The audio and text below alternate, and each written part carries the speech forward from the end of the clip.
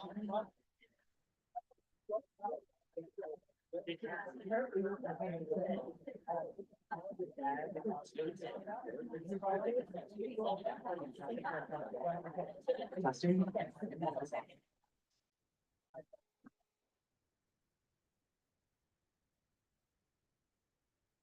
folks.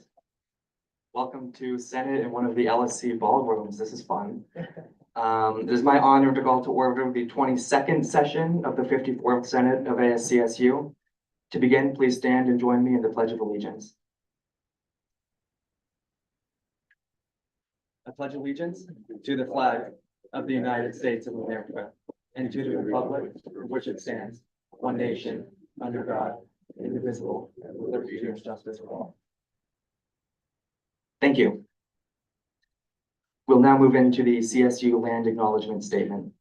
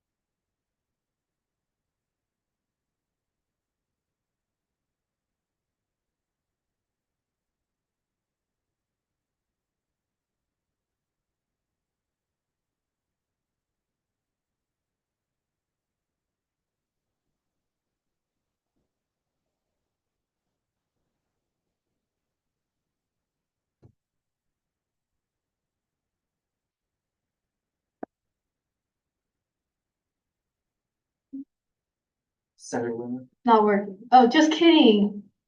Silly me. I'd like to make a motion. Okay. I'd like to motion for 2 minutes for Speaker Pro Tempore Brooke Reese to make a statement regarding the current climate of this room. Do I see any dissent to that motion? Go ahead. Okay, so there's just some, hi, my name is Brooklyn Reese, for anyone who doesn't know. I'm this year's Speaker Pro Tempore, and I just want to address some key factors going into this meeting. First and foremost, there's been some concerns regarding safety. I have full belief that everyone in this room is going to be a good faith player tonight, but also additionally, don't underutilize like the buddy system walking home, and we also have the safe walk home service available. Felicity, can you expand on what that is? Takes a second. Okay, there we go. Yeah, so Safe Walk is a program offered by our university in which you dial the number available on Safe Walk's website. You can just find it by Googling Safe Walk CSU. You dial that number and an officer will, a CSU PD officer, will meet you at your space and walk you to your destination. I'm not going to misquote how far they'll walk you, but that's listed on the website as well. There's a certain radius they'll walk you to as well. Awesome. Thank you, Felicity. Additionally, obviously the microphones are a little different than what we're used to. For roll call, the clerk, Sydney, everyone loves Sydney. just go ahead and raise your placard when your name is called, and then we'll have you marked down for roll call. But for the rest of the night, we have these microphones set up for making your statements.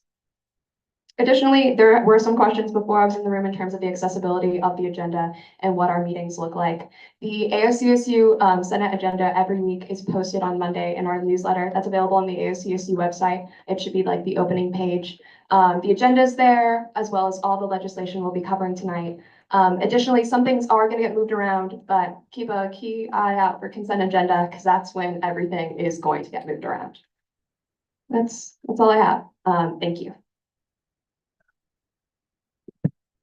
Oh, okay. I also have a point of information. What is the quorum and how does it work in the Senate space? Anyone could answer this, please? All right, so this is a public space and ASCSU is here to serve students. That's all students. So we maintain decorum so that this space is available for anyone to make their comment to hear and to be heard. So just to go over this one more time, we will not accept profanity, slurs, disrespectful body language, gestures, direct personal insults. That cannot happen in this space. We also want to make sure that we address what an ad hominem attack is a personal attack that will not be acceptable in this space either. Additionally, with the number of people that we have speaking tonight, we ask that you respect everyone who's speaking and wait to give, if you're going to give any kind of applause, to do so afterwards. And if you are wanting to react while people are talking, we ask that you use the silent applause, waving your hands like this. So that, thank you, great demonstration, so that we can be respectful of all the voices in the space and make sure that this is, we can't guarantee this is a safe space, but I want this to be a brave space where people feel like they can come and share what they have to say in a way that reflects our professionality as CSU students. Please don't make me warn anyone. It's the hardest part of my job, especially when people are passionate. So please respect the decorum of this space.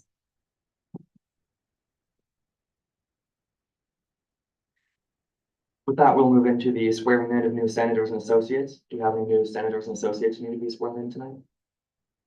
Awesome.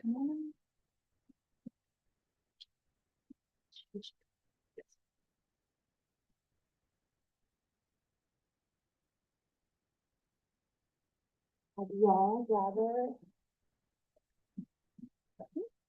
No one come around, and then Sam, if you move up to.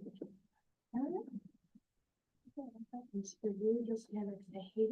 A little weird, but rolling with it.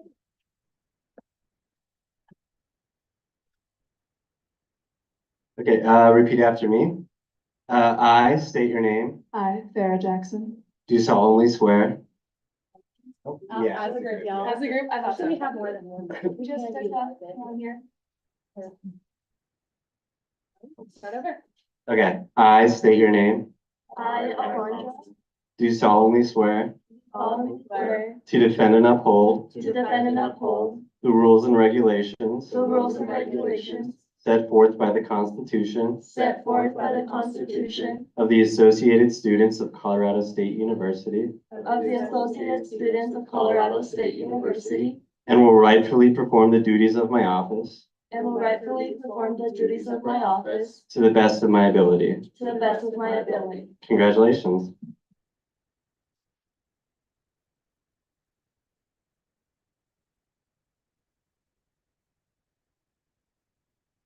With that, we'll move into the beginning roll call.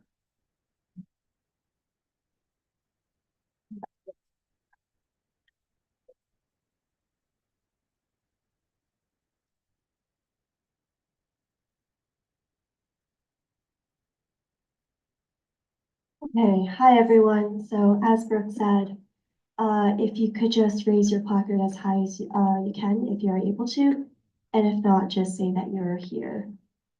Speaker Taylor, Present. Speaker Pro Tempore Reese, Parliamentarian Camberg, Present. Officer Kelly, Present. Chair Laura Pardo, Senator Herrera, Associate Senator Rodriguez, Senator Melchior,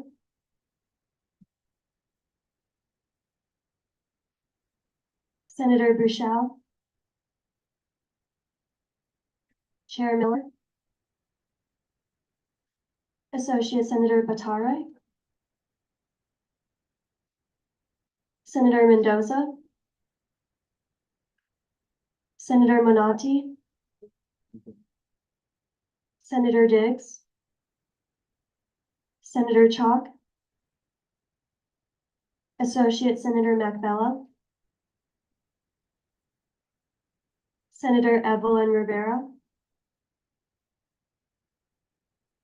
Senator Roberts,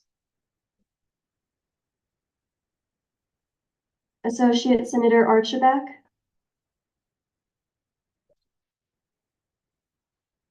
Senator Zia Amadi, Senator Craigle, Senator Grenier, Senator Gudsell,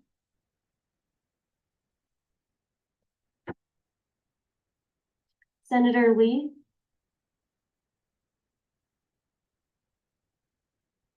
Senator Jowden, Chair Myers,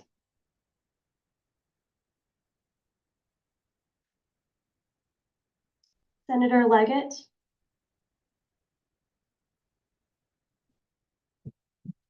Associate Senator Lucero,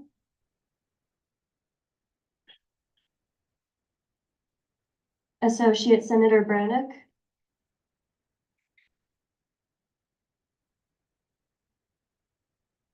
Senator Yoslin Rivera,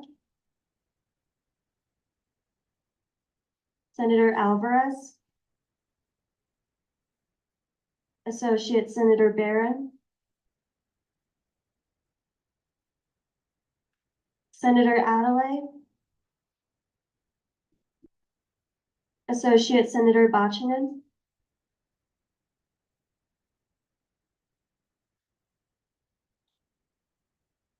Chair Snyder, Senator Tomas Sorrell, Senator Tapia Rodriguez,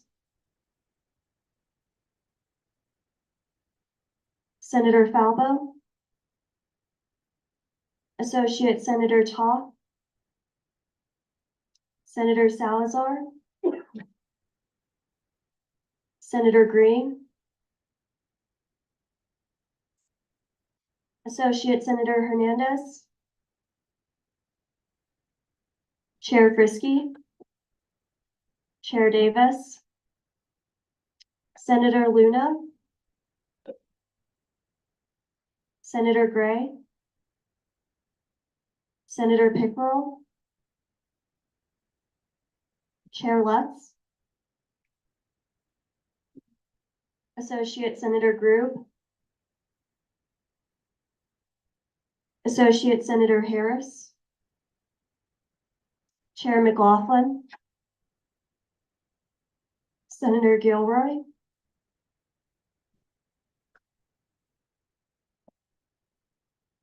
that's all I have. If you were just sworn in, if you could come up here at some point to put your name down so we can get a placard for you and scan the QR code so you're on the ASCSU newsletter. Thank you. Thank you. Did you have a motion? No? With that, we'll move into the consent agenda. I'd like to dissent to the agenda. I have a series of two motions. My first motion being to move executive reports and legislative reports to before ending roll call. Do I see any dissent to that motion? Seeing none, that change will be shown on the agenda. And my second motion is to move Lex 5417, Resolution 5409, Lex 5415 to the top of confidence business. Can you say those one more time? Yeah, Lex 5417, Resolution 5409, and Lex 5415.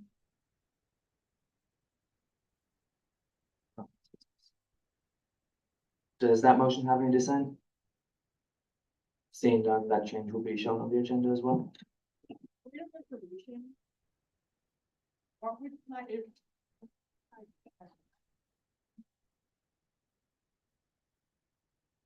You mentioned that those points would go on confidentiality, confidence. So would that mean that that is not open to the public? No, so what that is, confidence business is basically just the section of the Senate agenda that we do all of the Senate business, all the stuff that comes above confidence business on the agenda is basically just the procedural type stuff, and then legislation that we vote on and stuff like that comes in conference business. It's just a silly name that it has. Thank you. Thank you. I have an additional point. I believe that it was moving legislative reports and executive reports to the bottom, and I believe in the agenda it's currently executive and judicial at the bottom. I just want to make sure that's reflected accurately.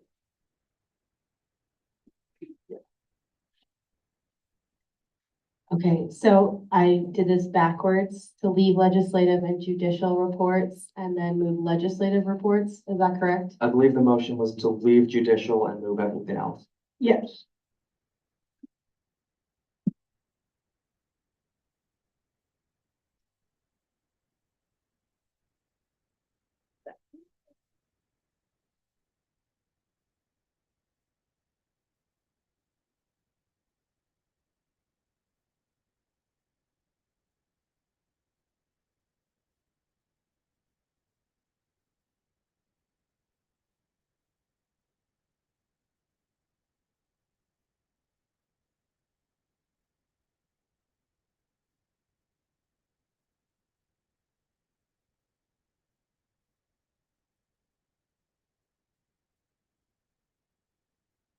Hello. For a point of clarification on why these things are being moved, because we have a much larger audience. The pieces of legislation that are being moved towards the top of confidence business or wherever the second motion where it was, relate to things pertaining to the CRCs and the protections that we're trying to ensue within the legislative branch of ASCSU. And the reason that the reports were moved were to push gallery sooner rather than later, just so that everyone's on the same page as for why that's happening. Thank you. Do I see any additional dissent to the agenda? I have dissent. I would like to motion to add an emergency piece of legislation, Resolution 5410, supporting student coalition letters concerning DEIA on campus. Under Resolution 50 or 5415, I think that was the last one said, so it would be moved up. Is that the last one, Fiona? If it's new business, could it be placed underneath resolution 5409 as it will be seeing a first read? Wait. Old business is above new business on the agenda. We had made the reflection for the order to be 5417, 5409, which are our pieces of new business. Oh, got it, yep. Yep, my bad. Are those the ones that were moved up? Yes. So currently, it Lex 5415 was moved to the top of new business as well. it was the third thing, so I just put it under old business. Yeah. So would you clarify where you would like 5410 to be seen? It would, I guess, at the end of new business then. And I can give my reasoning. This piece of legislation was motioned to be on the agenda legislative cabinet, but there was an error and it didn't make it to the front desk. This piece is also pertinent to the folks in the room and needs to be passed before the 14 days, which ends Friday.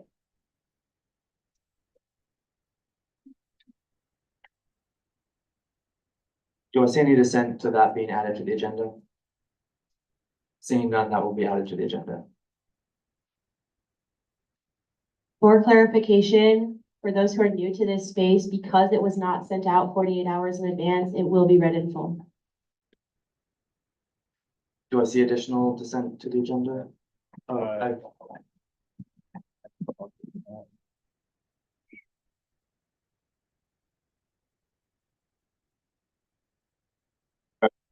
I would like to motion that resolution 5408, supporting immigrant students, be added to the end of old business, which is currently after new business, right? Okay. Yes. Do I see any dissent to that motion?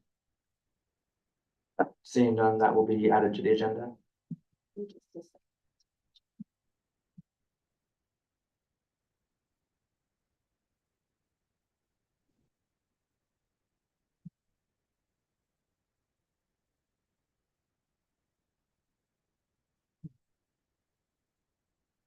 I understood that that was being held with intention to be held. Is that not the case?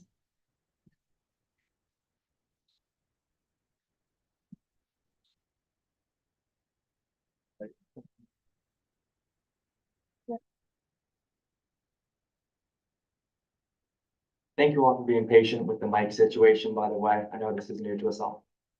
5408 was held in internal, but we did discharge it with edits.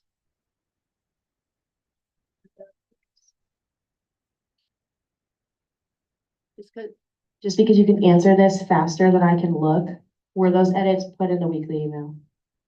Those edits were sent to They were. legislative cabinet. But were they sent out to anyone to be able to? No, they were not.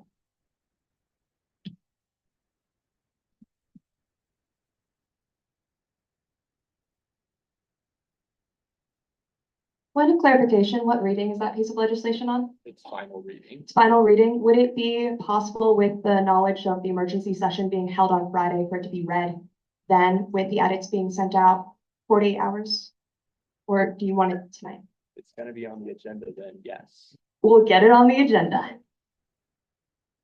Okay, as long as it's on the agenda, yes. You I have rescind my my motion. Pinky promise in front of our audience.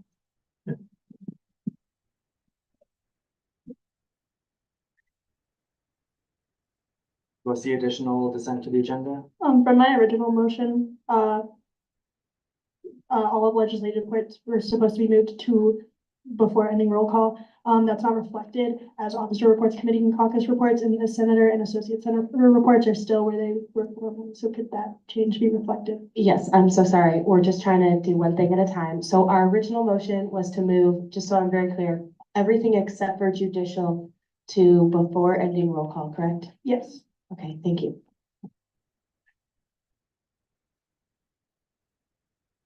And did I see, Can I motion for the ratification of Amika Bashal to the Super Review Board right after judicial reports, please? does that motion have any dissent? Seeing none, that change will be shown on the agenda. Thank you.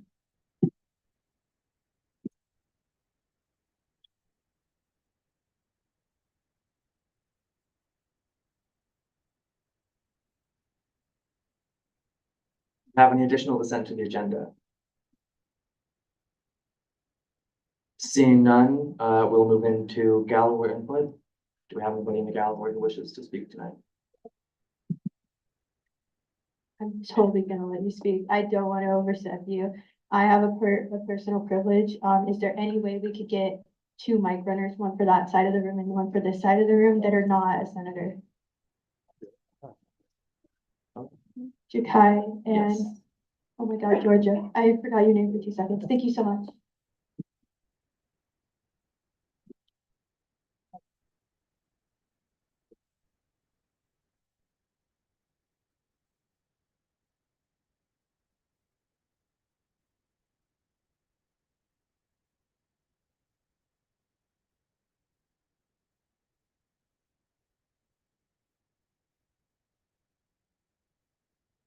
Should I go ahead? Yeah, go ahead, please. Okay. Hello, everyone. My name is Griselda Landa Posas. I am a grad student here at CSU in the Forest Rangeland Stewardship Department. And I was also here back a long time ago. I graduated in 2019 as an undergrad from CSU as well.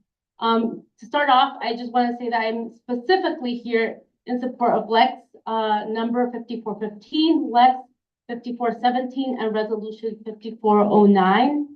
But I would also like to share a little bit about the history of ASCSU. So I was in student government as an undergrad. I was part of the executive branch, deputy director of, I think back then it was like environmental and sustainability initiatives, something along those lines.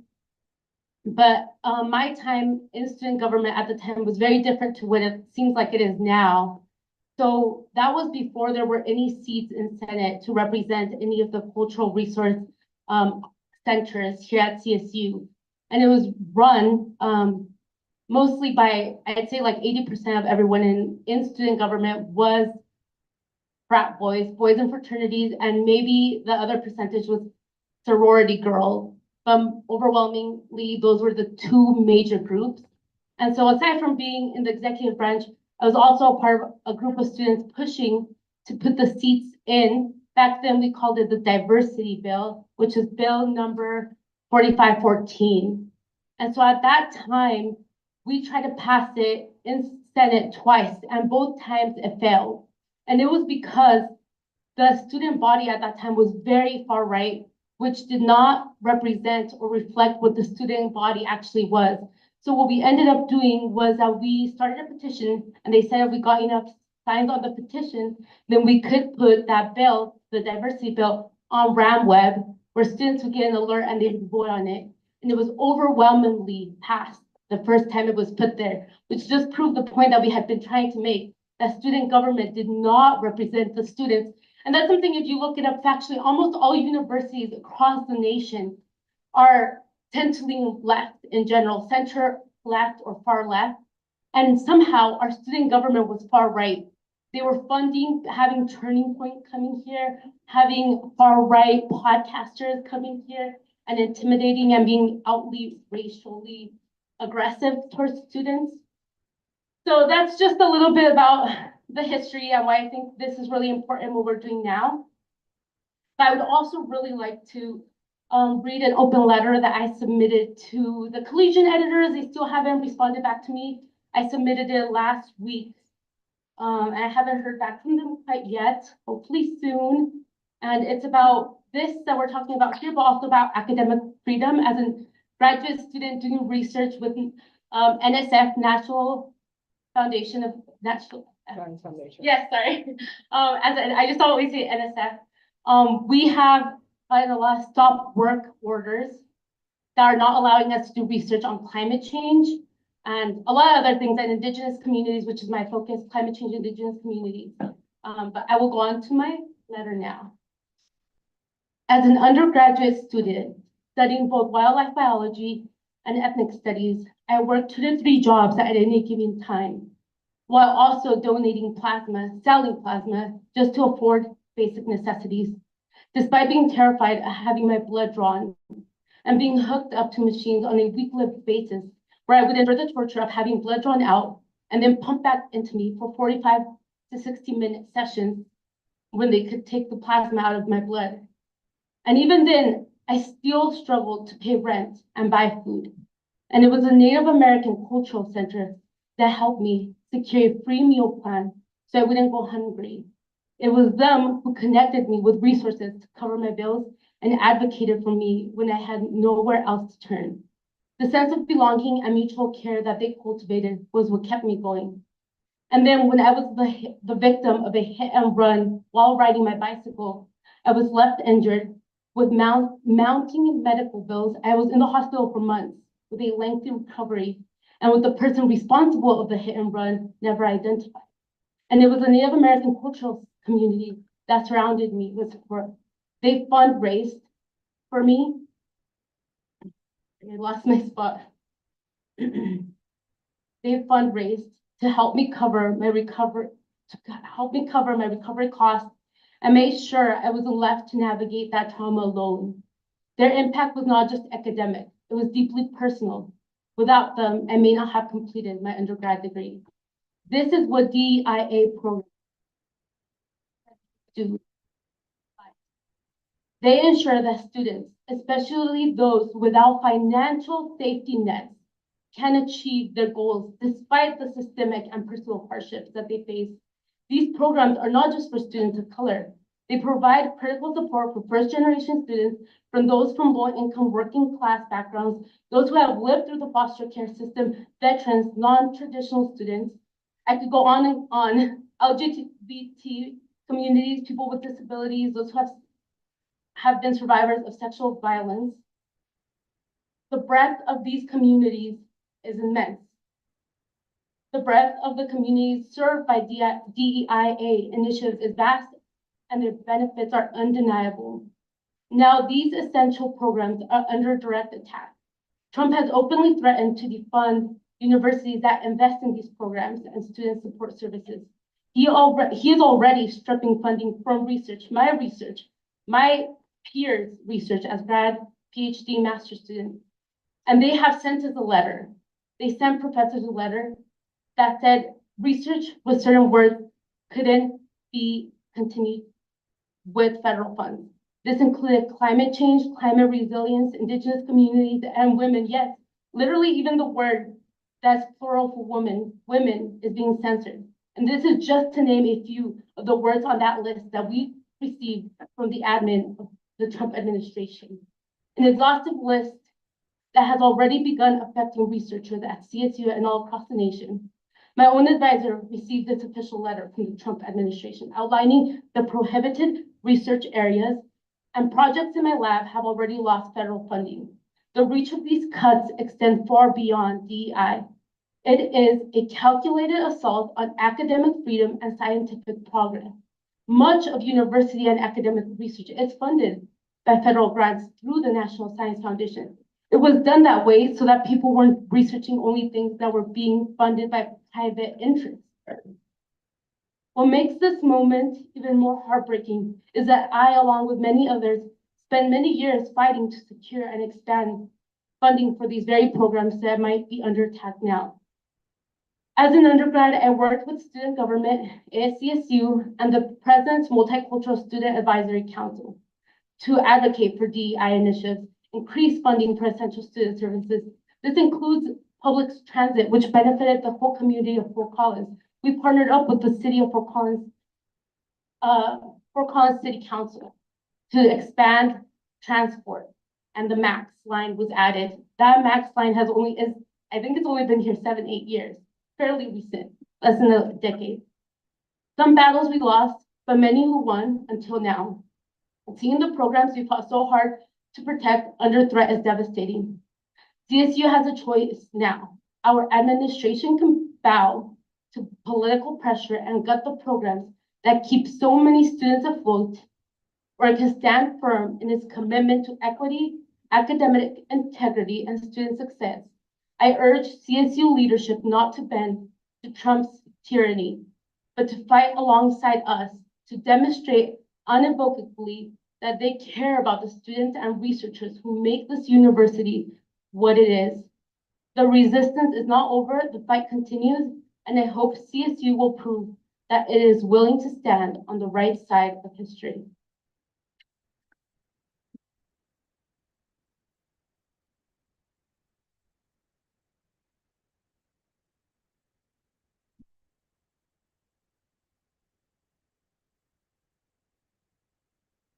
Note quickly, that for the Senate bylaws, each speaker only has 5 minutes. I know that one, anybody watching the clock was kind of above 5 minutes. We have my.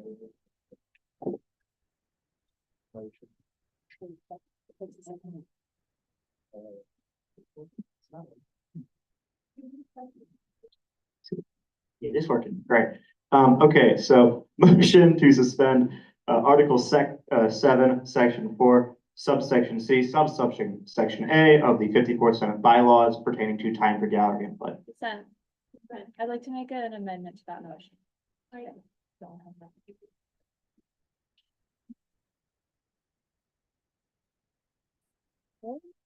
Okay.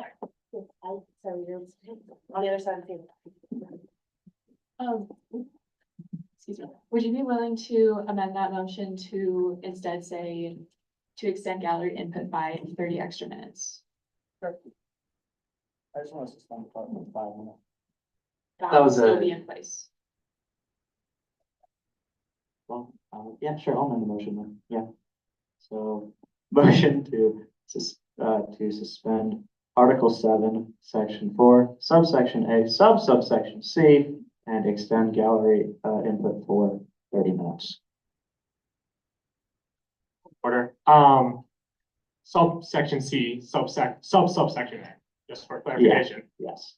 Thank you.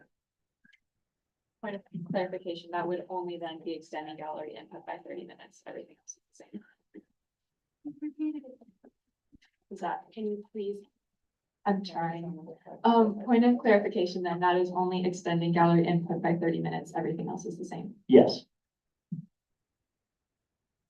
Does that motion have a second? Second. Do I see any dissent to that motion? Seeing none, we will do that. We have 50 minutes of gallery input remaining. Just so everyone's on the same page.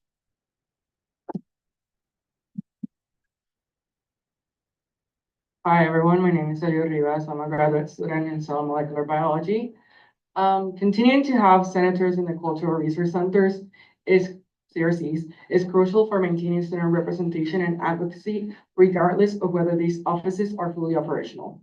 The ACSU Senate bylaws state, and I quote, in their section 2, the purpose of this organization shall be empowering, representing, and advocating for the diverse student body of Colorado State University.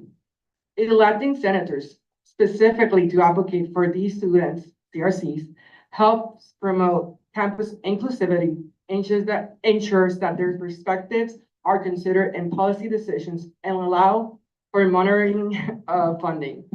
Without representation from these offices, marginalized student groups may struggle to voice their concerns, leading to decreased participation and accountability within the institution. This will probably affect retention rates. To strengthen this representation, ASCSU can take cues from other universities that successfully support student identity groups regardless of specific institutional frameworks.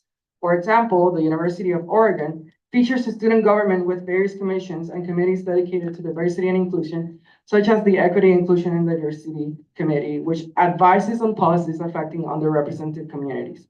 Additionally, the University of California system has created roles like transfer student representative within their student government to advocate for a specific student population. ASCSU could establish a similar role known as the Diversity and Inclusion Senators, name pending. This is just like a contingency measure that I'm providing, who would represent the constituencies traditionally served by the CRCs. These senators would address issues relevant to these groups, engage in discussions with university administration about diversity matters, and prioritize the needs of minority students. Furthermore, forming advisory councils composed of representatives from each constituency could provide valuable insights into the challenges these students face, ultimately enhancing campus inclusivity. By implementing these strategies, ASCSU will fulfill its commitment to representation while upholding the principles of equity and inclusion in student government. This approach will ensure that students have a platform for their voices, regardless of any structural changes within the CRCs. Thank you.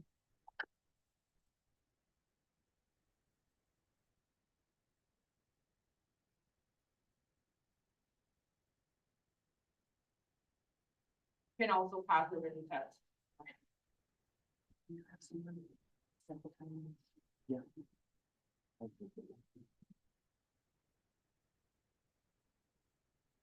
Hi, everyone. Some of you know me, but my name is Giovanna Paterno, and I am a senior within natural resource management and conservation biology, sorry.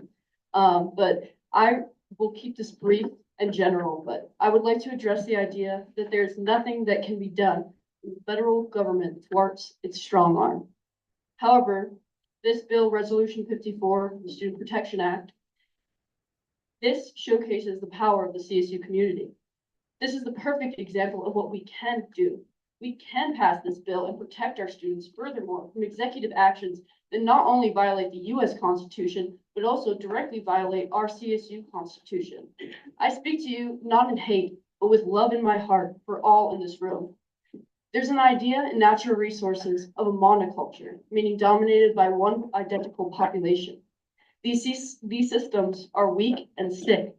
Without diversity, they cannot be resilient. If we do not stand with our entire diverse community, no matter race, gender identity, religion, etc., we open ourselves up to weakness. We cannot stand strong. We will not persist. I understand the impossibilities we are asking of you. We're asking you to have more courage in our own federal government. Yet the Constitution of the Associated Students of Colorado State University demands you do so. We stand with you and ask you to stand with us by passing this bill, because as a modified Stitch quote would say, Ohana means Ramley, and Ramley means nobody left behind. Thank you.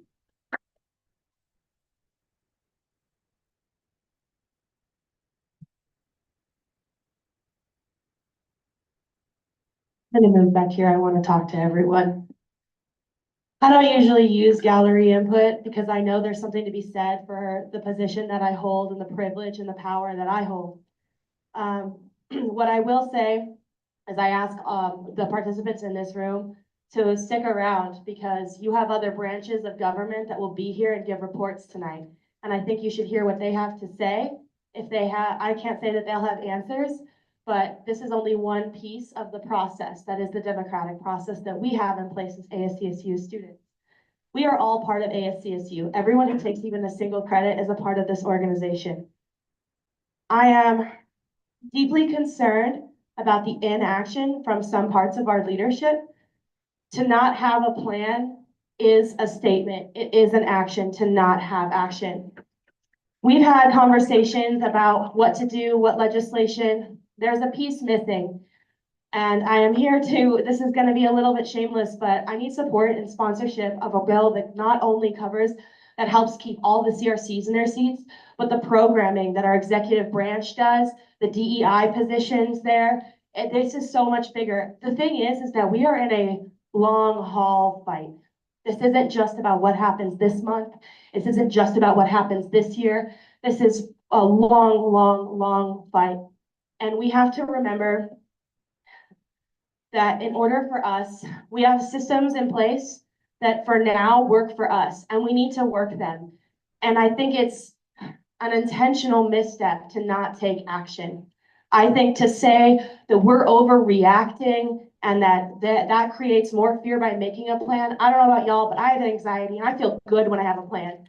And I think that we need to stand on business. I think that the inaction that's happening and the reason why we are seeing this is so much bigger.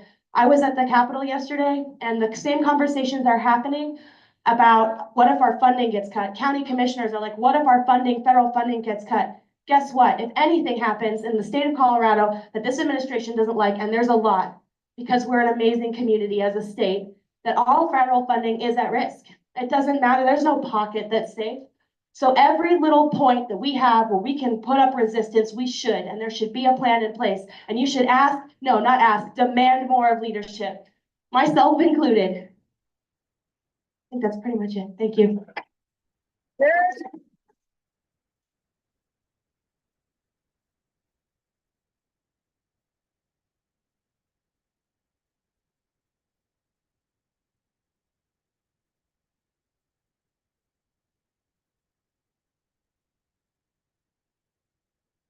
If it's not on, it takes a couple seconds.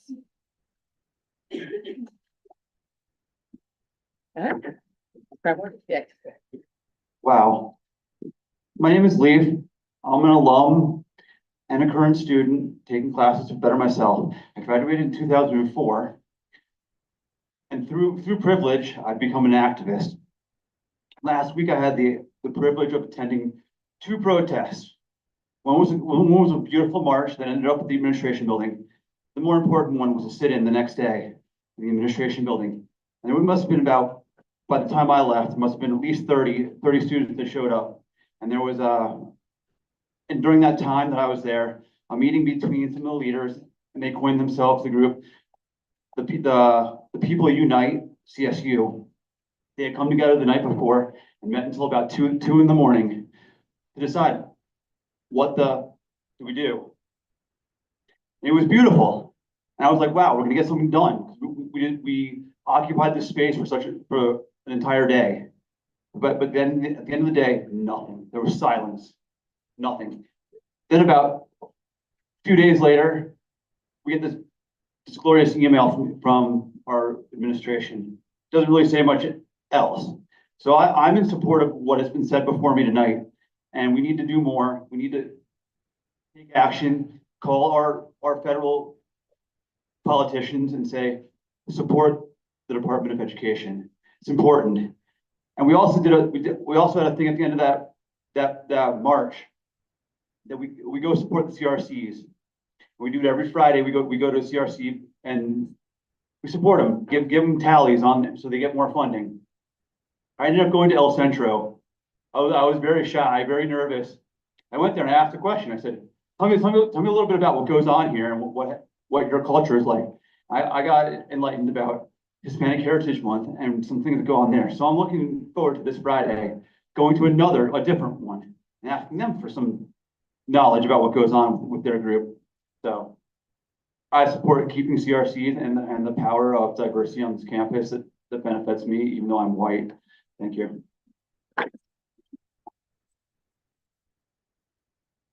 Just a quick point of information, the aforementioned group is the People's United.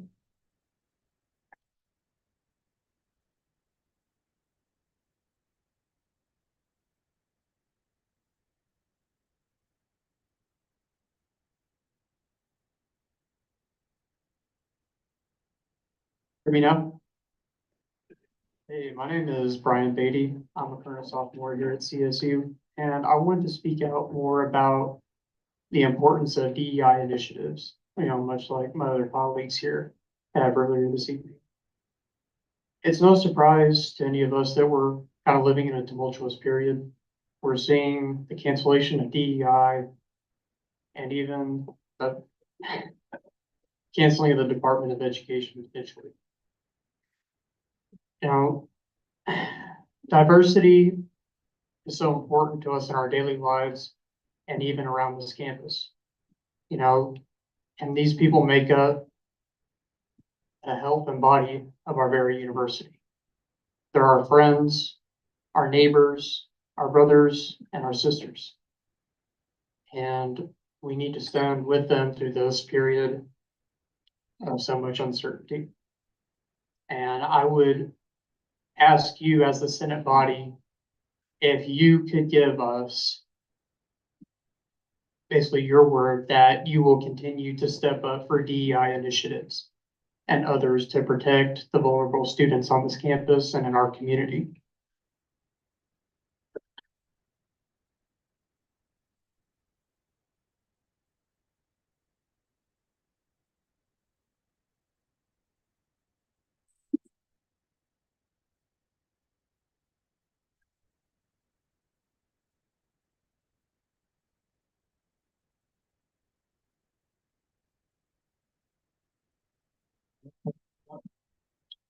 Hello, everyone. My name is AJ Dakota. I am a first year here at CSU. I'm going into history education, and I'm a newly dues-paying member of the Democratic Socialists of America. I come here in support of all these new bills supporting DEI initiatives. Even though I may not look like it, I am a trans woman. I just last August, I just started medically transitioning through hormones.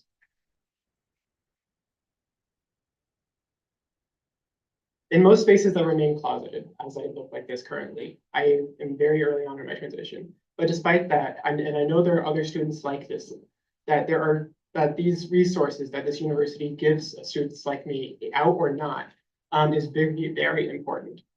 Resources like all gender bathrooms, resources like the lavender closet at the Pride Center are very, very important. And I could not live with myself if these resources that support me and so many other students were suddenly gone. So I urge every single senator here to please, please, please, please do all you can to keep these cultural resource centers and everything that helps students like me. Thank you.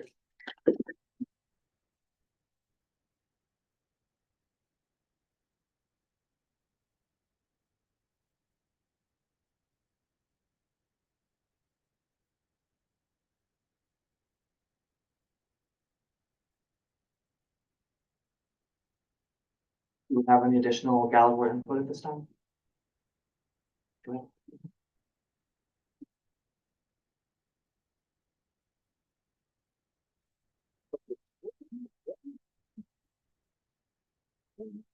Right now? Is it on? Give There it we a go. second. Can I try? Now, there we go. Little jump scared. Sorry about that. My name is Lucas Huber. I am, what am I? Oh boy, I'm a lot of things here. I'm an undergrad mostly. And I would like to open this with a poem that is located on the base of the Statue of Liberty. So I imagine that most people would see it as an American value considering where it is placed. Give me your tired, your poor, your huddled masses, yearning to breathe free. America, even though it's not perfect, no country is a place that is built upon freedom, idealistically. And even though it is built on stolen land, and even though we would be wrong to not validate that, I believe that as students, we deserve the right to study and to live and to pursue higher education peacefully. We, as people, deserve the right to exist on this land without fear of being torn away from something that you've built for. That's something that I will never have to worry about because I'm white. But I was born and raised in Tucson, Arizona. I saw my friends be deported. I saw people taken away from something that they had worked so hard to do. There are multiple studies, I can't put them off the top of my head, but they show that diversity is beneficial for science, for work. If you are at this university, if you're pursuing higher education, then you would be pursuing a position in the workforce, in something that involves diversity, because without diversity, you lack those extra sets of hands and eyes and ears and minds and brains and experiences, things that make our world better when multiple people are involved. If people are encouraging research to not be funded, that is a red flag. Anyone who encourages any research to be squashed, I mean, that's a red flag. What more can I say? Sorry, I have a little list here. It's not very organized. I briefly wanted to address, I live in International House, which is in, I believe, Sector 5. And the rent on International House went up $20 a month, which doesn't seem like that much at first, but you have to consider that the people who work at International House did not receive a raise, as far as I understand. And I've attended multiple of those community meetings where those concerns have been addressed. And I wanted to encourage the senators and people in power to perhaps provide the people who are residents and also the people who are employees who are paying rent within that community with some answers if you could. And I think finally, because the clock is ticking down, I would like to extend an open statement to Amy Parsons. I know that there are plenty of words that have been said about Amy, and I can't choose to explicitly believe any of them because I have never met her. I have never spoken personally with her, but I would like to extend out a hand, and I would like to extend out a sentence that I've been thinking about through the course of this meeting, and that we, the students, are the lifeblood of this university. We are the reason why this university exists. I want you to stand with us. I understand if you are straddling a completely apathetic and frankly frightening set of systems that wants to say the opposite thing of what all of us students are about, that we are what keeps this university alive. And we have the right as students to exist and to study here and pursue higher education as people, as Americans, documented or not. We deserve the right to exist as students here. Thank you.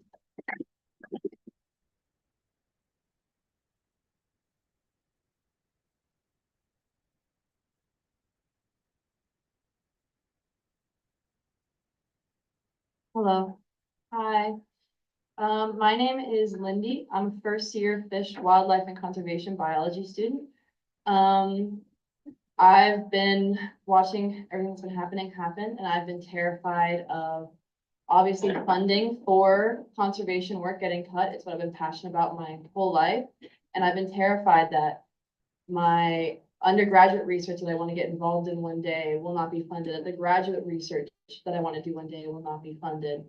And that same fear extends to all of our CRCs and our DIA programs, because again, these are just such wonderful programs. I grew up overseas. I grew up in Japan when I was a kid for 4 years. And I went to an international school there, which obviously is full of diversity. A lot of my friends were native to Japan. I knew a weird amount of French kids. I knew kids from Australia.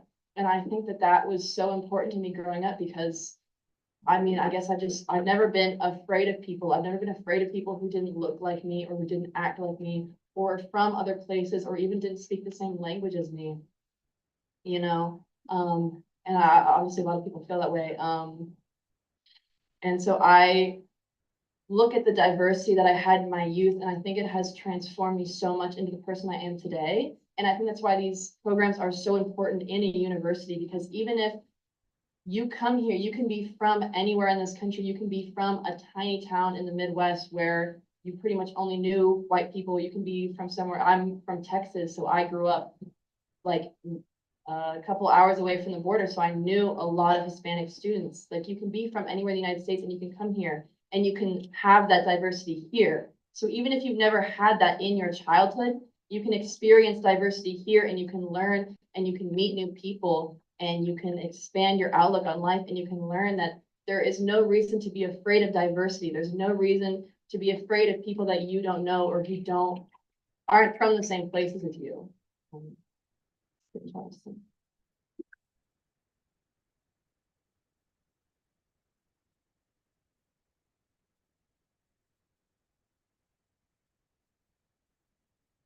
Hi, y'all. My name is Liana Macbello. I'm an associate senator for the Black and African American Culture Center. Y'all probably know me from my speech last week. My goodness. And I wanted to let all y'all know, everyone here, it's so amazing to see so many people here in support of the bills and the CRCs. I wanted to let y'all know that me and all of my other senators, representatives from Culture Resource Centers just came back from a meeting with Amy Parsons and the rest of her administration crew.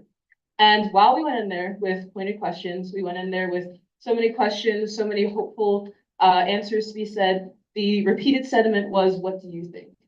I proposed a question to the administration about what they could possibly do to show the students that they actually care about DEI, cultural resource centers, or diverse students. And the answer I got back was, what do you think?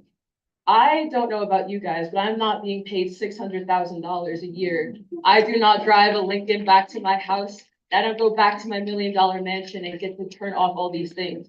I'm a student and I have a math exam tomorrow, and yet every single waking day for the past 2 weeks has been dedicated to DEI, dedicated to make sure that I have these resources, that y'all have these resources, that the people that I love have these resources, incoming freshmen, everything like that. So just know that I specifically, I can't speak for all of my amazing culture resource senators, but we are all fighting for you. We are fighting, because even though our administration will dance circles around the questions and give pointed hypotheticals and not answer their full truths, we are fighting. Even if we have to skip class, even if we're up until 2 in the morning, making coalitions, making all of these posts, creating protests, We are the ones who are fighting for you. So know that we have this dedication and we will continue to have this dedication for y'all. I'm always available. I'm always accessible. I'm always in back. Thank you.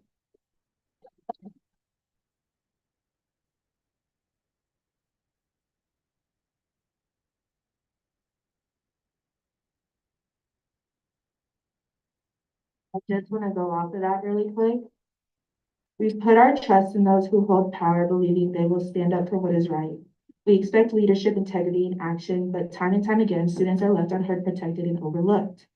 Students are meant to be a place of, schools are meant to be a place of growth, learning, and safety, a foundation for the future.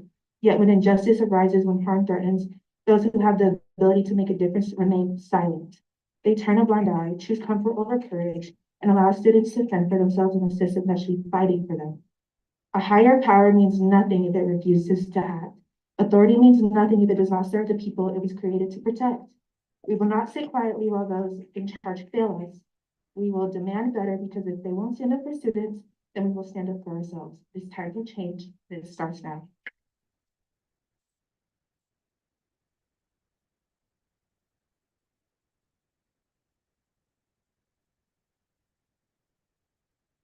Sorry, okay.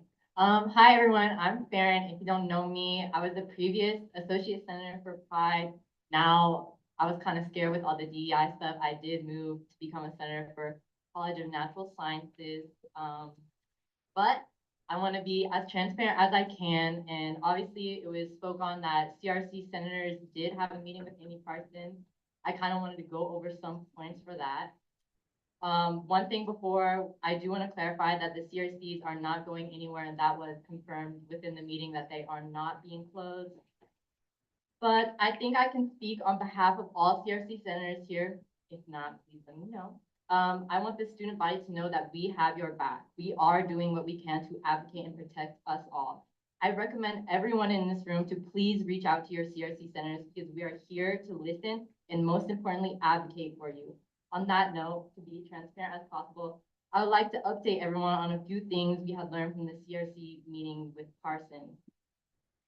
However, even though administration is hosting these meetings, they are still not doing enough.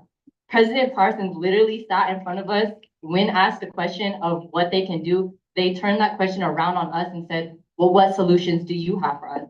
I want to emphasize that as students, it is not our responsibility to come up with these. It's administration. In no way should we be the ones having to come up with these solutions. Like, it's ridiculous. When I asked them, will CRC hosted graduation ceremonies be allowed to continue without interruption? It was essentially a no. We will not be having these graduations. It's going to be under a different name. It was a vague answer. By the way, I asked this, I wanted a yes or no answer, and they didn't give me that for anything. I said, will scholarships be affected by these budgetary or administration changes? I said, is this a yes or no? They said, we don't know right now. We don't know right now. At the moment, no.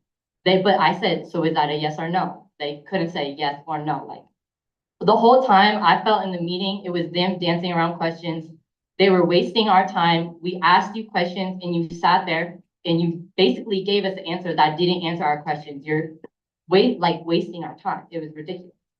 While we are having these meetings, it does feel like blatant disrespect.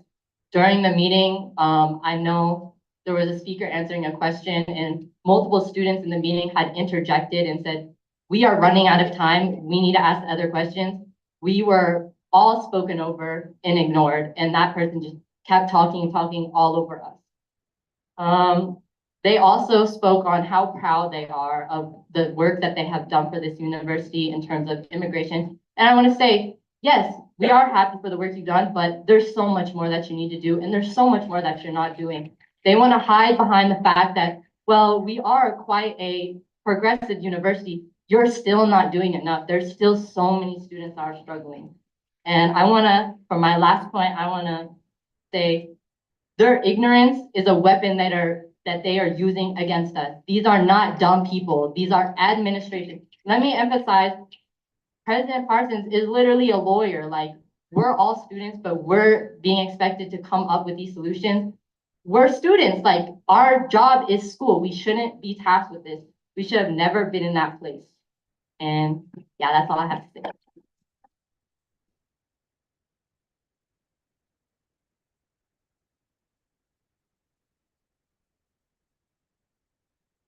I would just like to provide a point of information, maybe clarification, oopsies. While I will echo that the answers were not given in the yes or no, they were not said yes or no, I will validate that. I will note that the answer to the continuation of the graduation programs was stated that the graduation ceremonies will continue. They will not be called graduation ceremonies. That's evident right now, like there's recognition ceremonies being named, so we have that all university graduation, and then we have the individual college recognition ceremonies. My interpretation was that would be continued. This is how I'm interpreting things. And then also, yes, she did not say yes or no regarding scholarships, but she did clearly note that she believes that the current scholarships that are available are in accordance with federal law. That is the information that I want to make clear. Thank you.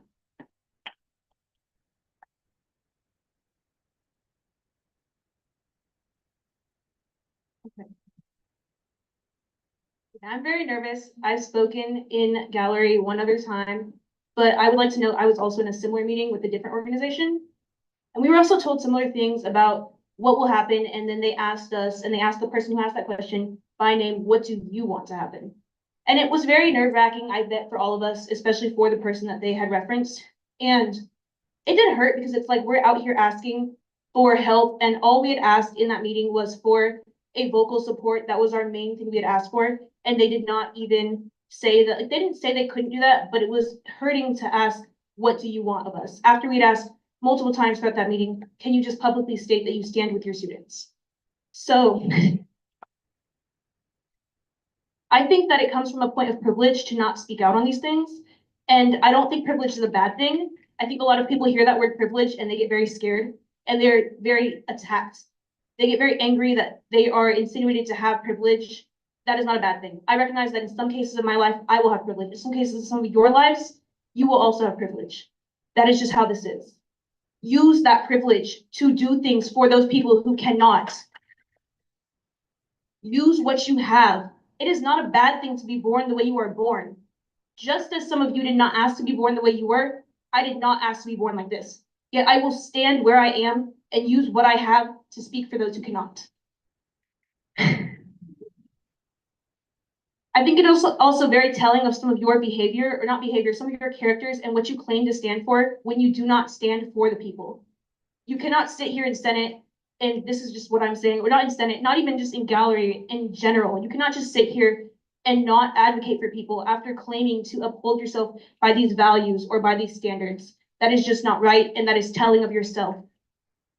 I think also a lot of you need to think and understand that where we are coming from, you may not fully understand, and you might never, and that's okay.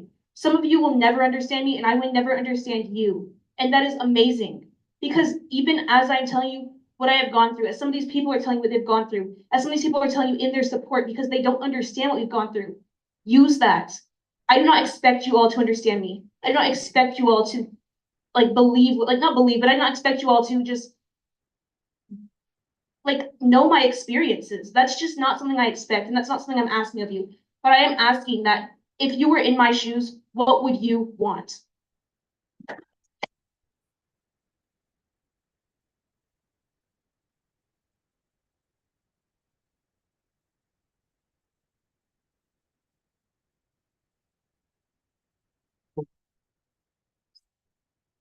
Hello, everyone. I have updates for the immigrant community. For about a year now, I've been an advocate for specifically undocumented students, and I had a meeting with our leadership, our administration's leadership, and they asked me, what is your biggest ask? And currently, there is a position that supports undocumented students, kind of like a guidance counselor who provides resources, provides support, and it wasn't funded or put in, it wasn't permanently funded. And I have good news today to say that that position officially has been permanently funding and built into our institution.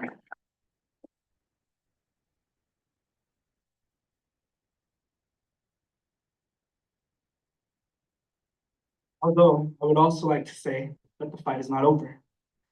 A lot of our undocumented students right now are urging for there to be more support surrounding our mental health. A lot of undocumented students are experiencing almost this dissociation. I experienced it myself. I sit in class and I'm like, in the back of my mind, I'm always constantly thinking, am I gonna get deported? Is my university standing next to me? Is my university gonna support me? And I urge everyone in this room to advocate for a community that sometimes can't advocate for themselves.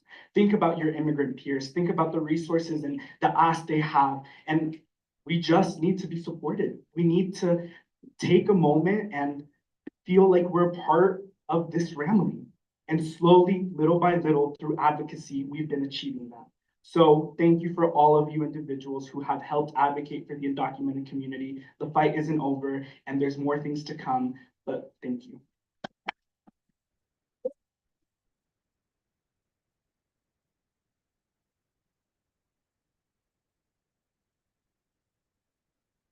Good evening. My name is Natalia and I'm a first year student and I'm also a business major.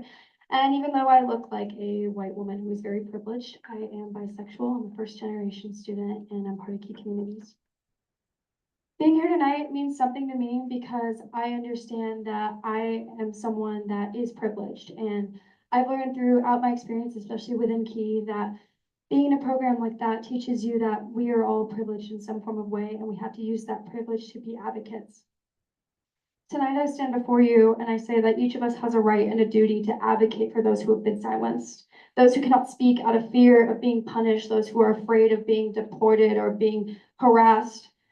We have to stand with them and we have to be there for them because that's who we are as CSU students. We've always been an inclusive community and that's who we have to continue to be even through hard times. We are a school built on students with diverse backgrounds. CSU is nothing without DEI.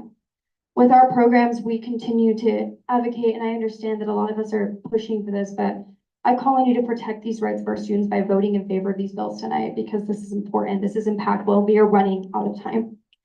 We have until Friday, we have 3 days until things start shutting down, we get a lot of things cut off, and it really means that this is also a call out to all of CSU's leadership is that true leadership is not bowing down to unethical practices and being ignorant and negligent of the issues that we face. It's instead using your power and privilege to advocate for those that you represent, and it's time to do your job. As CSU representatives, I ask that you continue to advocate for us and that you continue to stand with us because you are also our biggest supporters. And as a CSU, you are the people that listen to us. We can't go face to face with Amy Parsons and say, these are our issues. You are the people that advocate for us at the end of the day. And you're going to sit here and make time for us and listen to all each of us and our stories and the struggles that we face because it's important to you. And I thank you guys for being here because this really is a pressing issue that our campus is facing. But with that, I do ask you that you vote to protect these rights because the students here need them. And I know that I need them. I know that programs like the Pride Center and Key Community and El Centro, all of these programs across campus not only support me, but also support those around me. And I believe that they create micro communities that will continue to stand with us and continue to hold us even in the faces of danger, even when the administration nationally isn't protecting us or fighting for our rights or advocating for us. I ask that you just listen to us and that you see us. Thank you.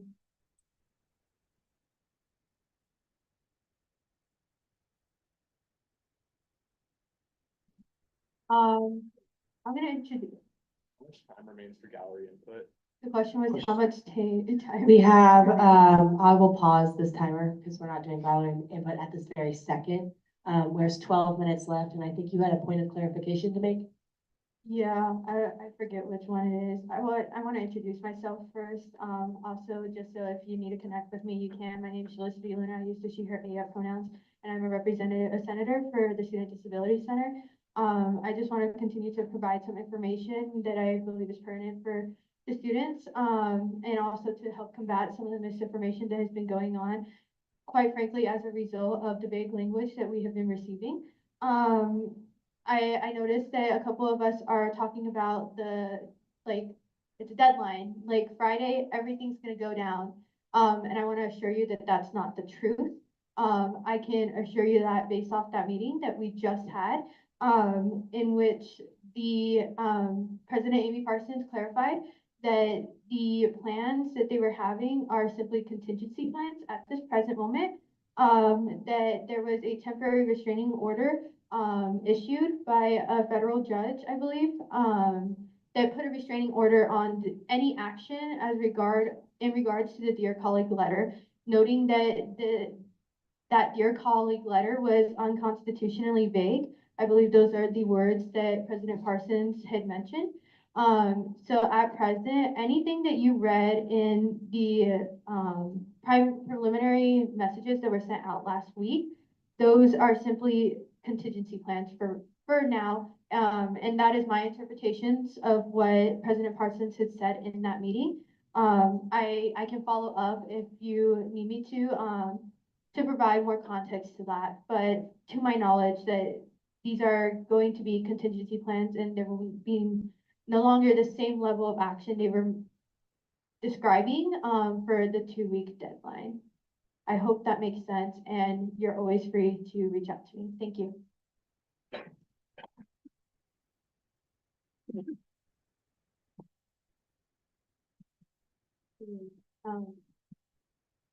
I'm a senator. My name is Jocelyn Rivera, and I'm currently a senator for Central. And I just want to back up every senator and every student who has spoken in this room. And I just want to state that the fight isn't over, even though we are getting or we're hearing promises that are being made. We have seen this over and over in every history book where promises aren't actions. And until we see those actions, I say we keep pressing administration to ensure that this does become a reality, because I have seen, and we keep seeing in this room, that sometimes words aren't just enough, you know? And I think with the bills that are being presented tonight and everything, like, I am full support. And I just hope everyone in this room just don't back off yet, you know? Until we see action, that's when we should take a step back. But until then, just keep fighting. We're here for you. And if you ever need anything, please come into El Centro, join us for office hours, even if it's just for a cafecito or something. But yeah, thank you.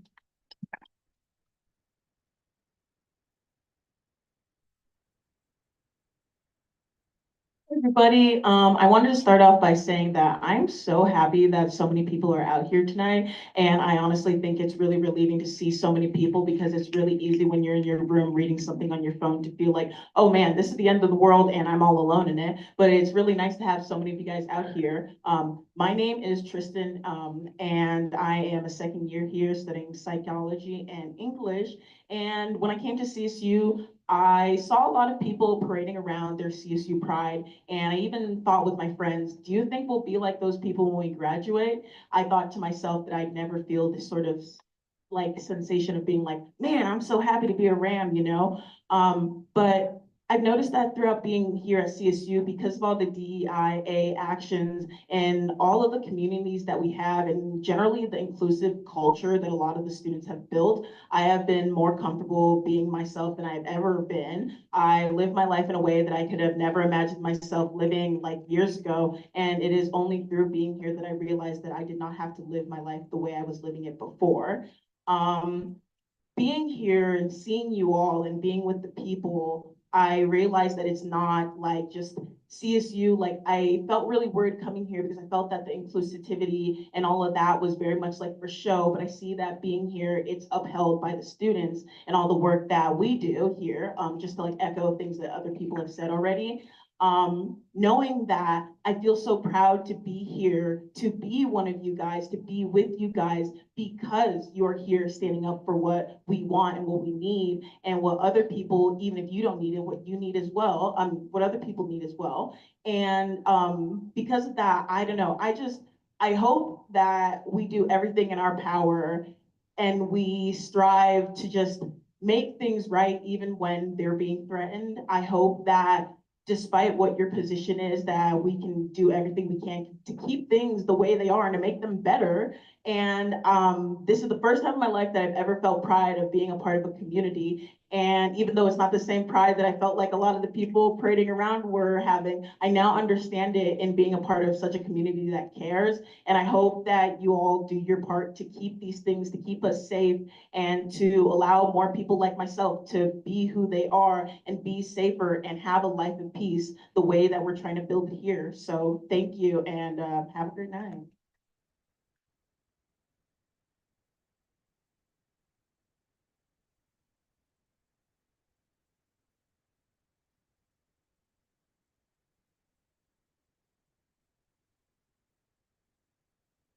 All right. Hey all, my name is Michael May, co-chair of Colorado State University's chapter of the Young Democratic Socialists of America, and I wanted to speak in favor of the passing of 4 bills. I'm also a senior and potentially soon to be a grad student. These 4 bills are the Lex 5415, 16, and 17, as well as the Student Protection Act. At this time, CSU must stand alongside their students and CRCs to protect excuse me, I just lost my place, to protect institutions that are vital to student representation and success. We must also take a moment to acknowledge that for many, these institutions are not simply resources or retention. Their existence is a matter of life or death, of survival for our most vulnerable communities. After the freeze on the withdrawal of federal funding for DEI programs last Friday, the university must move to protect the CRCs as well as a number of potential targets for federal tax on DEI. The creation of the at-large representative student council is a great way to keep these vital pieces of our institution without potentially violating federal policy. This is sort of the model that most of these institutions must take to avoid specific wordings, the traps that the Trump administration is levying against our institutions. The creation of, potential representation is as important as it has ever been, and ensuring all students are properly represented should be the first goal of any university, let alone the associated students of any university. The Student Protection Act is another solid move from ASCSU to add pressure onto administration, and I would like to thank ASCSU for standing alongside the CRCs and students in this moment, and I hope this shows the university they need to take more action towards protecting the institutions and students that are targeted by this administration. Due to the unprecedented nature of these attacks, due to the unconstitutional nature of these attacks, we must stand together not just as students, but as workers, faculty, and administrators. All members of Colorado State University, of this Ramley, must be working in lockstep to properly fight, not just against this month, but against the next 4 years of the Trump presidency. Thank you all, and good night.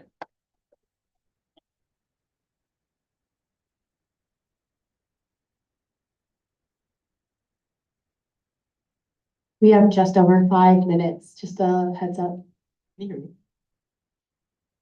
My name is Levi, and to introduce myself today, I want to tell you that I'm transgender, and I'm gay, and I'm multiracial. Today, I'm asking administration, the Senate body, and my classmates to stop complying in advance. I went to the Education Abroad office the day of the first executive orders banning sex marker changes on passports. My passport was my final document. I hadn't gotten updated. It's bureaucratic, expensive, and draining. But with $200, I went to the office immediately to drop in hours, only to find that they had no idea if they were changing gender markers, that this was happening, and the single person doing passports had left for the day. They never got back to me on if CSU was following this executive order or not. Instead, I waited days and went through City Hall to get my passport. And after they held my documents for additional weeks and still have them, they returned my passport with the wrong gender marker. This is not symbolic. The government is making it so that transgender people cannot escape these attacks in this country. This is something the university needs to make statements about. They need to understand how daily effects are affecting every identity of very livelihoods of students. I have been an admissions office ambassador for 1.5 years. It was the most welcoming, progressive job I had ever had. I thought it was perfect and made me actually proud to be a Ram until this year. Before Trump was even elected, many of you may not know this, but Amy Parsons and admissions banned us from asking prospective students their pronouns. This is still our policy. Trans students are also encouraged not to share theirs at our last training, disguised as protecting us. This semester's training included also how to answer PR appropriate answers to transphobic questions on tour that appeases them, not how to shut down transphobia or how to talk about how our cultural resources keep students safe here. To students and even to my friends, I cannot tell you how much your silence hurts when the government wants transgender people like me dead. Calling yourself an ally without action is not enough. Your children will ask you in 10 or 20 years, what did you do when fascism came again to America? Be revolutionary, be outspoken, be bold. Social media is powerful with even a small platform. ICE officials have stated that their frustration and the lack of success in their raids because people know their rights. People are taping up posters, handing out Know Your Rights cards, keeping their communities safe, keeping their mouths shut to police, reporting ICE and DHS trucks to immigration support hotlines, posting those sightings on social media. Talk to your white friends, talk to your cisgender friends, your straight friends, your documented friends, challenge them, spread this information in your circles and out of your circles. Sorry, out of your circles. Invite them to protest, invite them to things that you thought that maybe that they wouldn't go to. The federal government wants marginalized people to disappear. They're relying on your compliance. They're relying on you saying nothing. They're relying that you will just sit down and close your eyes. Don't close your eyes. Don't simply put a sign in your yard or a statement in your Instagram bio and call itself a day. These things are fine, but they require action. There's hope in our communities and people showing up to protests and the people showing up tonight. Be proud of what you can tell future generations that you did, not because fascism will come for you next, and it will, but because we all deserve to be fought for. Thank you.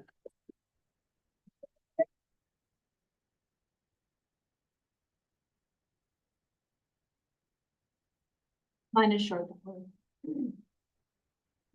Hi, my name is Isabella Becker. I'm a first year student at CSU. And I come to speak on behalf of the communities that I'm part of, the queer community and the Hispanic Latino community, to urge you to vote yes on these Student Protection Act and all of the bills regarding protecting DEI measures here at CSU. I am all for separation of church and state, but one thing that I learned from growing up in the church that was a continuous lesson was that you cannot serve two masters. Money is incredibly important. We cannot run this university without it, and the prospect of losing federal funding for research and for the school is incredibly scary on behalf of the administration. But what university would we be running as a land-grant institution if we prioritized the whims of a fascist administration over the commitment to educating all, which is the center of CSU's values? This is what my key community professor, JJ, would describe as a wicked problem. There is no easy solution to this. The fight to uphold CSU's values against the agenda of the current administration will be hard, and losses are likely to happen. But it is the people who fill CSU's classrooms. It is the people who pay tuition every year to be here and who run this institution by continuing to fight for their right to get an education. The government gets its power by the consent of the governed, and the student body is showing up here in large numbers tonight, overwhelmingly, to tell you that we do not consent to this. We do not consent to the gutting of these DEI programs that are essential to so many students' college experiences here. We have demanded your attention, and now we demand your support, not only with these bills, but continuing on through whatever obstacles that are inevitably going to be put in our way by the Trump administration. I will leave you with this question, both to ASCSU and kind of as an open question to the higher administration. Which master will you serve? The Trump administration or the students who pay with their money and their time and their blood, sweat, and tears to keep this university running and fill our classrooms?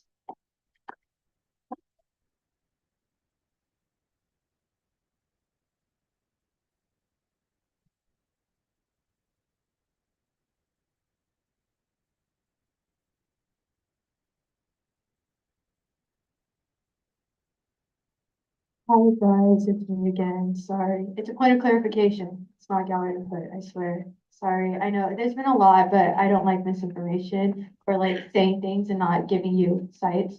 So I mentioned earlier about like the pause that was placed by the judge. I'm gonna be full honest. I haven't read this document yet, but a fellow senator stated that this is the document I'm referring to. So I'm trusting them. But the court case is National Association of Diversity Officers in Higher Education versus Donald J. Trump in the United States District Court for the District of Maryland. If you'd like to look further into that, that is there. I will note that, President Parsons did not specifically like say it was this one, so just putting out that research. Okay, thank you. And that was the time limit on gallery input. So with no guest speaker, we'll move into judicial reports.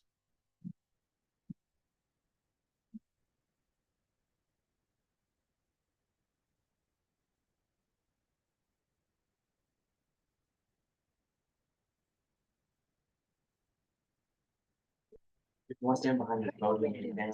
Okay, I'll do that. I have a Okay. computer. It's a fun podium to stand behind.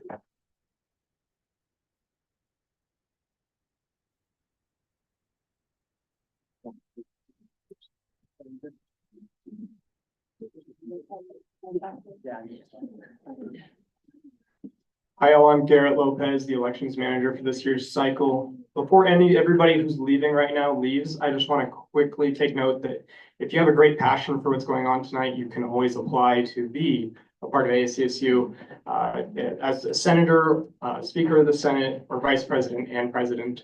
So if that's interesting to anybody in this room, you can go to the ASCSU website, and on the very bottom of the first page is all of the applications for that.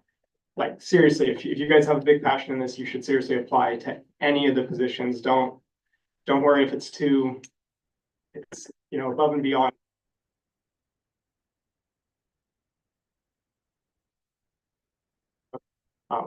I just urge you all to apply. So thank you.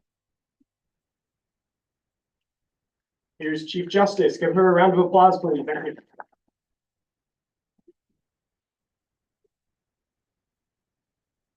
Hi, everyone. Thank you so much for your time tonight. Thank you for sharing your voices and thank you for your time tonight. So I'd like to deliver an opinion. My court and I met yesterday, and we are delivering case number 5401. Speaker Taylor, 54th Speaker of the Senate, Hayden Taylor, requested an opinion regarding the voting powers senators have when participating in an internal Senate election and/or ratification. So bear with me while I read this in full with y'all. We'll just go through this real fast. So the following question was submitted for clarification. Can a senator that is seeking election to an internal Senate position when elected by the Senate body that must be concurrently held by a senator or associate senator, such as a committee chair, vote in the election for that position?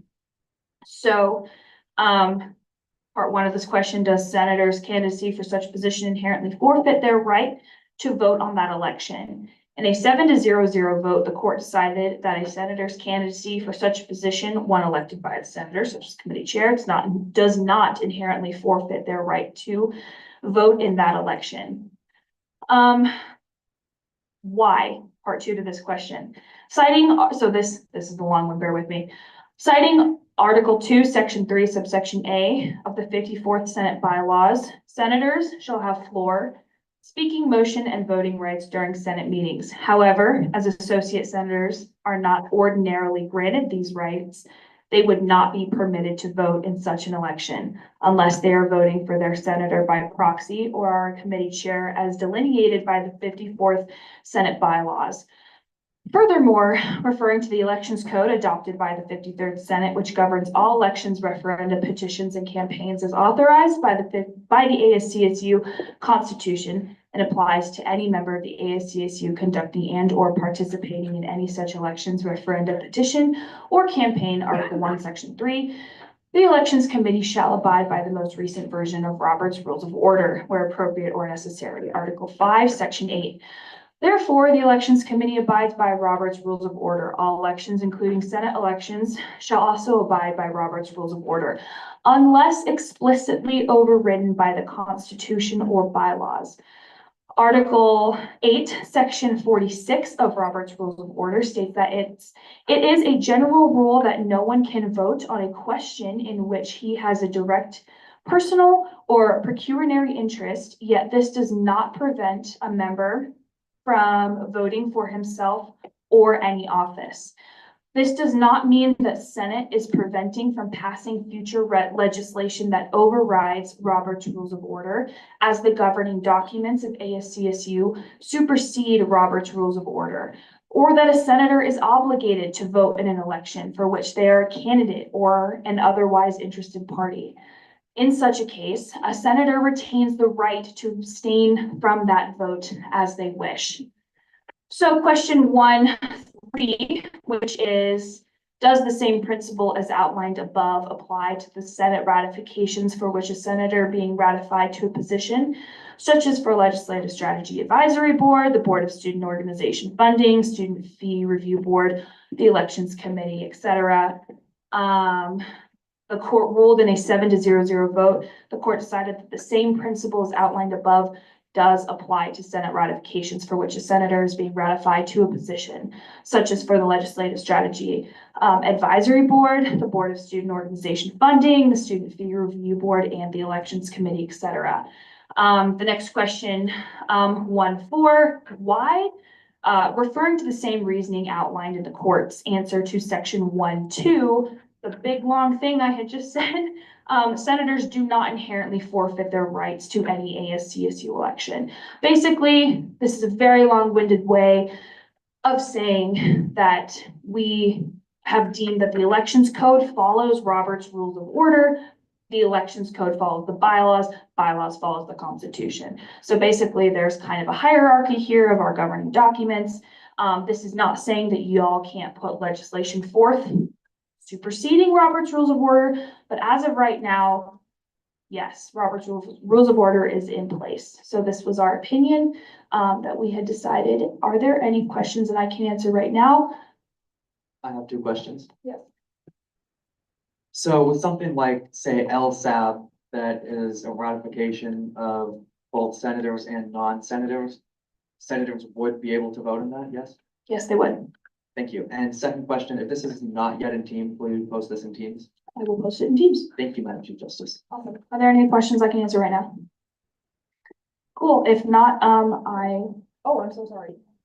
When you post it on Teams, can you add it to the 54th and general, please? 54th and general? Yes, please. Yes, absolutely. Awesome. Cool. Any other questions? Awesome. I know I kind of blew through that. So if there are any questions that arise later, my door is always open. Yeah, y'all can vote. Y'all can put legislation forward.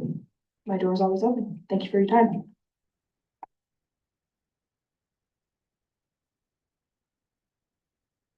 Thank you, Chief Justice. I have a few more brief words. So for anyone who wants to run for Speaker of the Senate, that vote of confidence, as is your right, as the Senate, will take place on the 12th.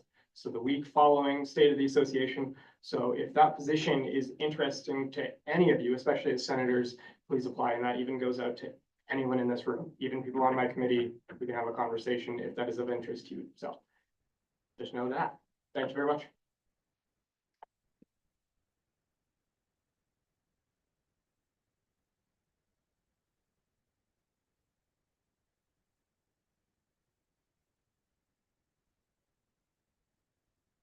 With that, we'll move into the ratification.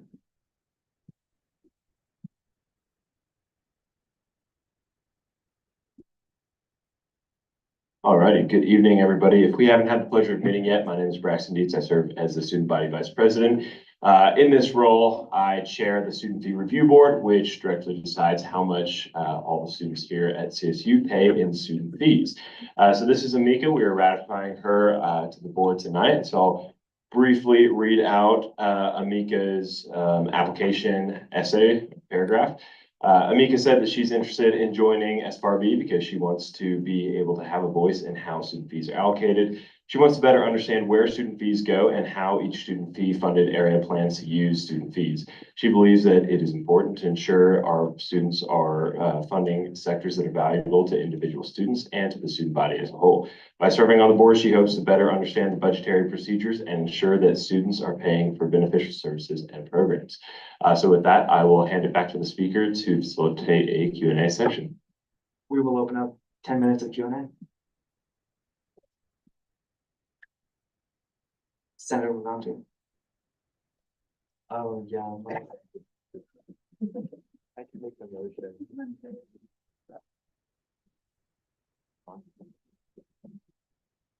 No. Motion to bring this question. Does that motion have any dissent? Seeing none, the candidate can take a step outside. Which is gonna be vastly more difficult, out those doors, yeah.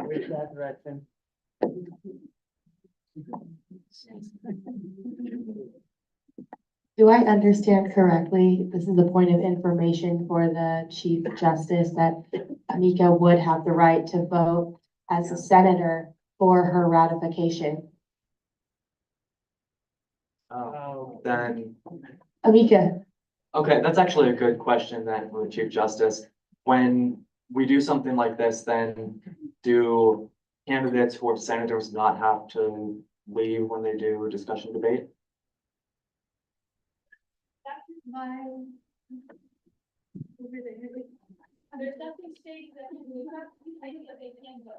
There's nothing stating that they do have to leave the room, but they can vote. There's nothing stating that they do have to leave the room, but they can vote. So if you want them to see how many people are voting for them, that's cool, but they can vote for themselves.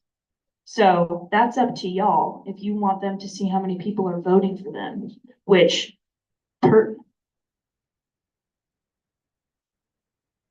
this is the problem. And I'm not the court, but in my personal understanding of what the ruling just was, out of the room for discussion, debate, in the room for voting. That's what I think. Out of the room for discussion, debate, in the room for voting. If that's what you want to do. I believe typically in the Yeah, past. because that's the custom. If you want discussion debate out of the room, sure, but in the room for voting because they can vote for themselves, yes. But this is the problem that we've now run into because we've disrupted the way that it goes. So I understand a secret ballot vote would be appropriate for an election. Is that? If you want a motion for that, I don't know how it is So- specifically for this vote in the bylaws. And that's why we left room to change it, because again, Robert's Rules of Order is bottom tier here in our governing documents. Amika, would you currently feel comfortable with our understanding and this being a problem, stepping out of the room for discussion debate to ensure the efficiency of this process? They're just gonna say nice things about you. It's gonna be amazing.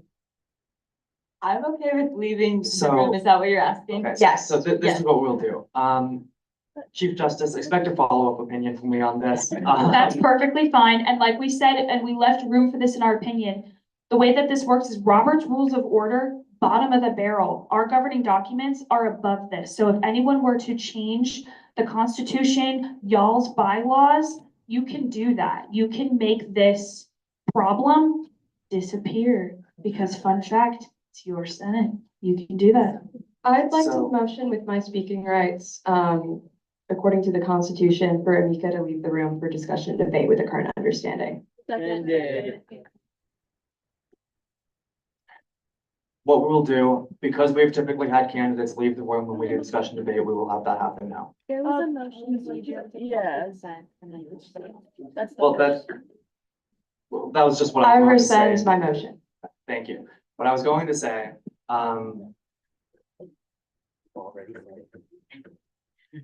thank you, Senator. I was just going to clarify on this.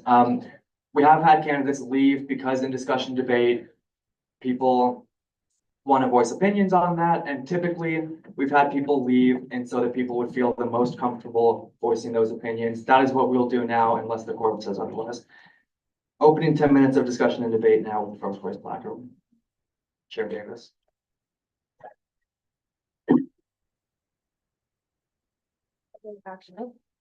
Okay, I did actually want to say something about Amika, because I do know that we have a lot of people who've never been to ASCSU before, so I want to make it clear that this is how ratification should go. Amika has, although she has not been ratified for the board at the moment, she has been to multiple student fee review board meetings as a member and as a student. And so she has a very good understanding. Can you speak up a little bit more? Sorry, okay. She has a very good understanding of what a student fee budget sheet should look like, how a student fee review board meeting runs, and essentially what it means to be a good member of the student fee review board. So as another member of the student fee review board and as a senator, I have full faith that she will do this job she will do her She will do very well at this job. And I'd like to motion to previous question. Do I see any dissent to that motion? Seeing none, we'll move into voting. Chair Snyder.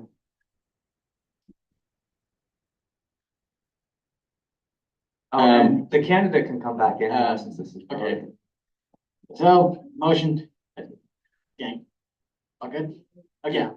Motion to approve this candidate with unanimous consent. The motion was to approve the candidate by unanimous consent. Do I see any dissent to that motion? Seeing none, this candidate is approved by unanimous consent.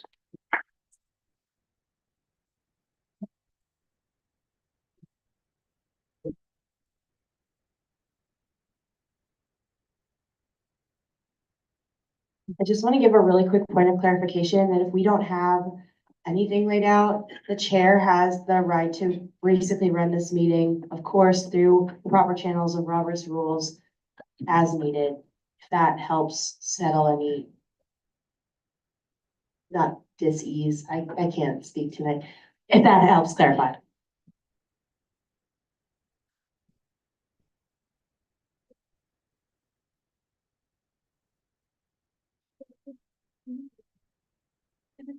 So cute.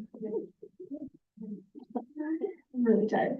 All right, repeat after me. I state your name. I, Amika Bushow, do solemnly swear to defend and uphold the rules and regulations set forth by the Constitution of the Associated Students of Colorado State University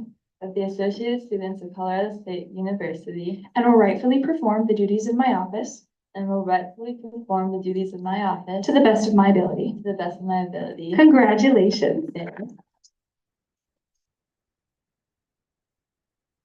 Yeah, I do just want to clarify, like we had kind of said, Robert's rules, elections code, bylaws, constitution.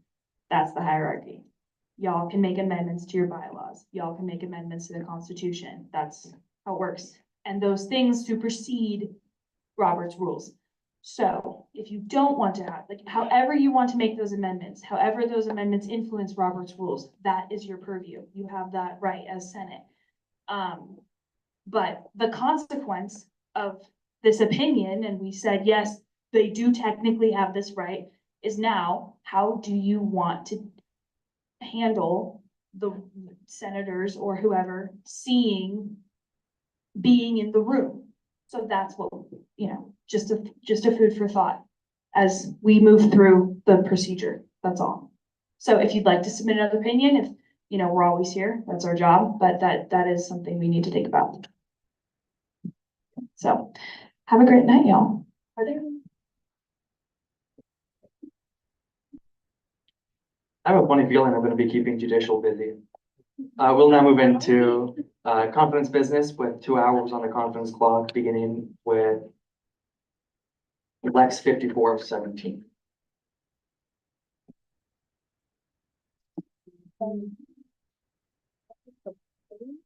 Yeah, come up this way.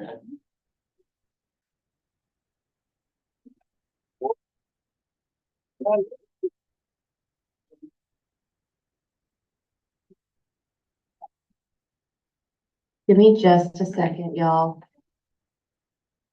Yeah, sure, why not?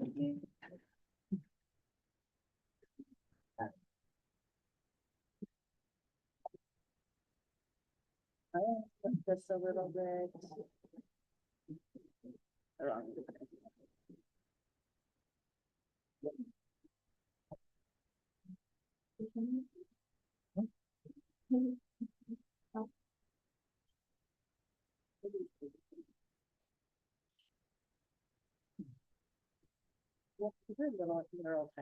These are files, not mine.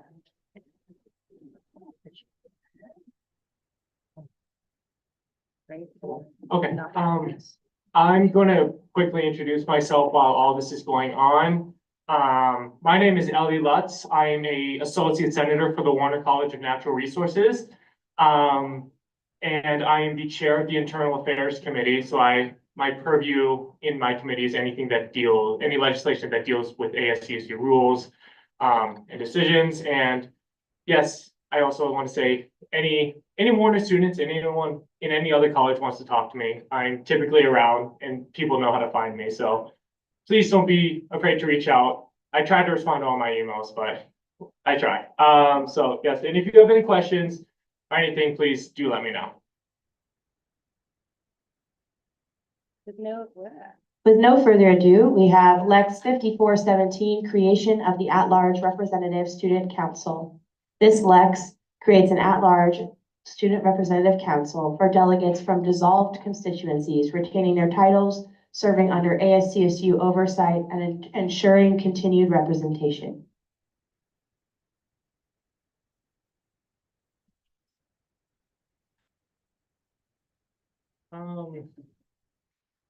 Yeah, the abstract kind of the goal of this, but essentially, this comes from conversations that have happened long before anything that has been recently talked about. Historically, there have been college councils, which each college has a college council, and they are in charge of appointing representatives to ASCSU. And there is historical precedents that college councils have not existed and have dissolved in the middle of terms. And so essentially what this does is, as the abstract says, is that any serving member of ASCSU, if their constituency is dissolved, no longer exists, whatever, that they would then move to an at-large student council, which will be formed and dissolved as needed.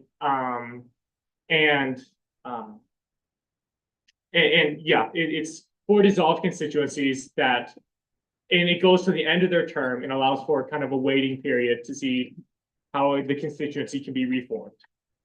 Additionally, some aspects of this legislation that are pertinent to why it's considered under that bracket of protecting CRC representation is that it acts as a form of safety net with the plausible deniability of having, as Ellie was outlining, the historic loss of other constituencies like we see in the colleges. It's meant to promote a space for coalition to continue past an immediate dissolvement, even if we're not facing this dissolvement now.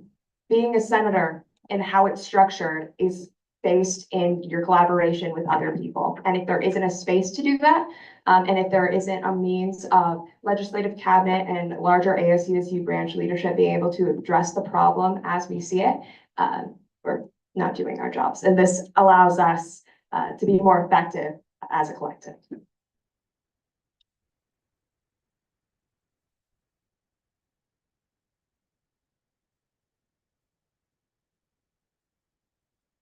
You want me to pull one of those mics? Yeah. Then we can begin 10 minutes of Q&A with Chairperson.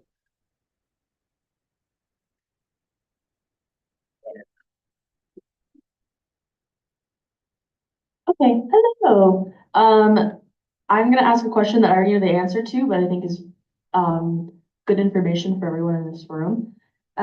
Did you talk with a bunch of people, including the CRC senators, college council senators? Yes. Many. So this piece of legislation was brought up in an emergent session held with all of our CRC senators this last Friday. Notes were taken, questions were answered. A lot of people have read it, and a lot of people have disliked it. So it's key. To quote, Sorry. And the emergency college council meeting was held on Monday.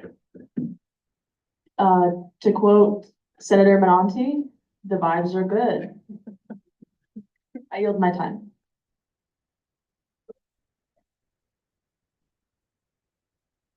I don't have any question, but could you put me down as an endorser, please? Okay.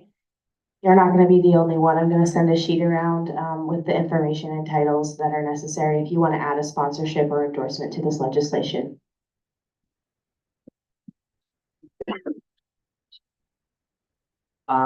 I was just asked to explain the difference between a sponsorship and an endorsement, so I'll do that.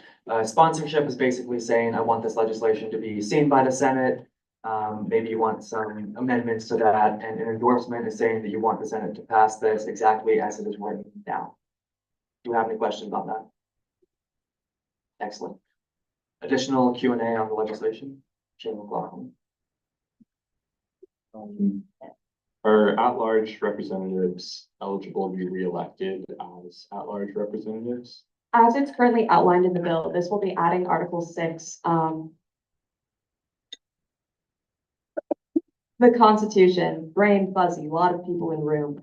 As it's currently outlined, it's just anyone who has faced a dissolved constituency floods into this. It's not something that more members can be appointed to, but it lays the foundation for a body separate from college councils or typical CRCs as they currently stand to exist and theoretically could be appointed by in the future with future amendments to Article 6. Okay, so anyone who has their constituency dissolved and becomes an at-large representative will not be able to seek another term after their current term. Not in their current position, but also as outlined in the document, senators are meant to work in tandem with legislative cabinet, as well as ASCSU branch leadership to rebuild a constituency in the case of like a college council dissolving. I would also just really want to reemphasize that this is really just a hold or a temporary solution to what we determined while writing this is that we cannot write a blanket solution to every single constituency dissolving. We couldn't foresee every single situation. So what this does is that essentially this just gives us time to think about how to rectify that situation. Yeah. Okay, I like that. Thank you, I yield. Thank you. Senator Rivera. How are you doing? Point of clarification. I don't think a lot of students heard what a sponsor and endorse mean. Would you be able to state it one more time, please? Sorry. Yes, I can do that. Sponsorship is essentially saying that you would like the Senate to see this legislation and to vote on that. Maybe you have some edits that you want to see to that. An endorsement is that you want the Senate to vote yes on this legislation as it is now. Do we have any questions about that? Also to note that this legislation will still go through channels. Know that the endorsement or sponsorship you can remove or change as need. Like if changes are made in committee and it no longer reflects what you want to be supporting, that can also change. So know that like it is not in its final form is really what I'm trying to get at. It will go through committee as well. Do we have additional questions?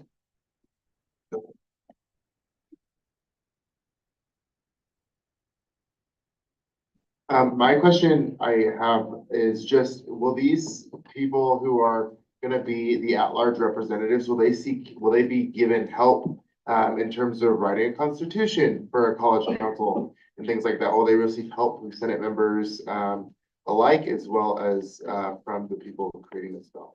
I think, as it's written right now, again, there's an outline of like, I think it's designated within the document that the parliamentarian is in charge of making sure that we're housing that information. Because the way that this at-large student representative council is designed is for it to only be active when it's necessary. So in that, I think it's implicit that legislative cabinet will lend a helping hand as it would with any other body, caucus, committee, et cetera. Senator Pickle. With the consideration that we have to, or we want to get this through by Friday, I would like to motion to expedite the first time. Can I do both in one go? So my understanding of the legislative process is yes. So I've always been told you cannot expedite elects, and I think that that's because to amend things like the Constitution, you have to have a vote on 2 successive Senate sessions. And I believe that would be then expediting the first and the second reads. We'd be holding one of those votes tonight and one of them in the following meeting. So my understanding of that is yes. Does that motion have a second? Second. Do I see any dissent to that motion? Okay, seeing none, we'll take a vote on this tonight as well.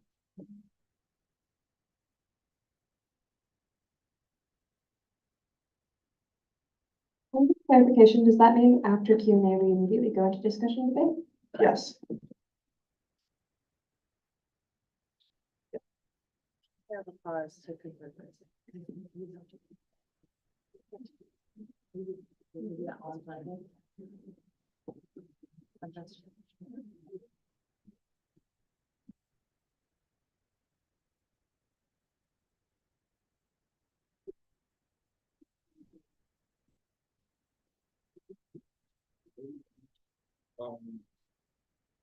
Point of, I think, information.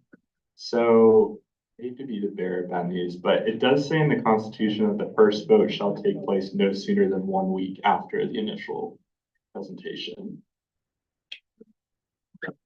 What section is that? Section 1101, subject section E. Can I motion to suspend that section? That is the Constitution, so no. Let me double check this. I may be incorrect in my interpretation. 1101E, you said? I hope you are. The first vote shall take place no sooner than 1 week after the initial presentation of the bill. That's correct. So we will not be. Did it, let me just double check that there isn't something that counteracts that if it's an emergency piece of legislation, which is why we're expediting This it. is an amendment to the Constitution. So Article 11 of the Constitution, to anybody who doesn't know, outlines amendments to the Constitution. Section 1101 is specifically outlining bills in the Senate that amend the Constitution.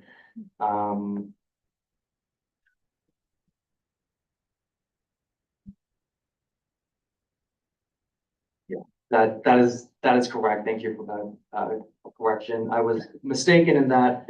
So we will have Q&A on this tonight. This will be sent to committees.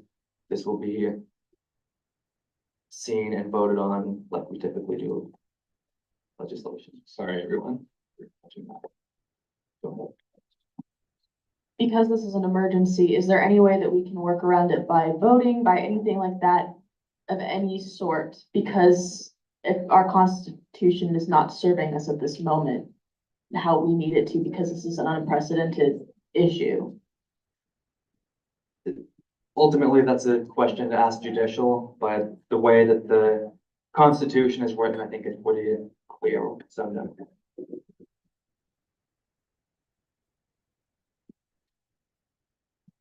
Would it be possible to have the provisions in this Lex be presented as a bill on Friday that only take effect for this Senate's authority?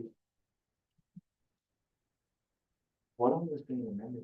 The contents of the piece of legislation is inherently just making edits to the Constitution. So I don't personally, author vibes, think that would stand.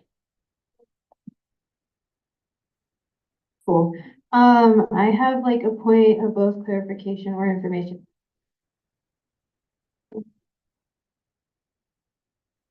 Can I make If it's a point of clarification, yeah, go ahead.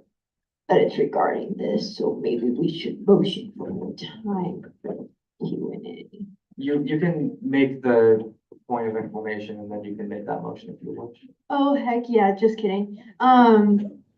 Same section, 1101 legislative amendment, subsection A states that a special bill to amend this constitution may be brought to the floor of the Senate in the form of a standard bill or by presentation to the Speaker of the Senate of a petition containing the signatures of not less than 5% of the members of ASCSU. So theoretically, if this is presented as a petition, do we have, is there like, because it's not very outlined, like, because it's saying that it should be but it's not a bill though, then it would be petition. That's where I'm confused. Can you state the question again? Yeah, so it says that it's like, we can either propose, in the subsection A, it says we can either propose a bill, or we can also present you with the petition of the signatures of not less than 5% of the members of ASU. So I guess I'm confused as to if this petition would still be a bill that goes through all the other subsections, or if the bill, if a petition supersedes the other subsections, which sounds like a So- question for Judicial. Well, no, so this bill is a bill that was brought to the Senate as a standard bill, so that's what that is.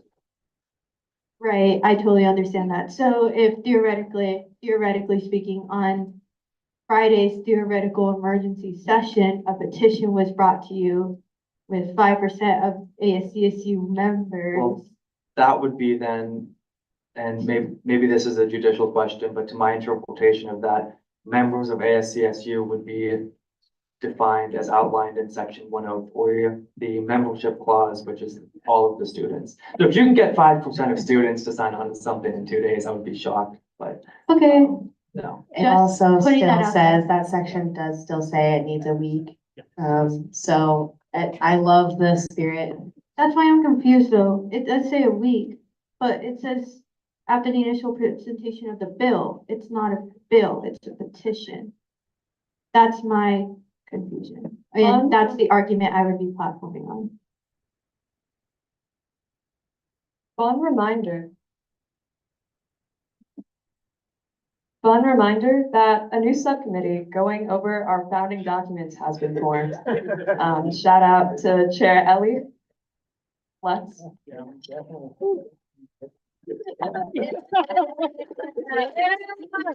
So we did have the time go up on the Q&A, so we'll be moving. I guess that's just something to leave the box.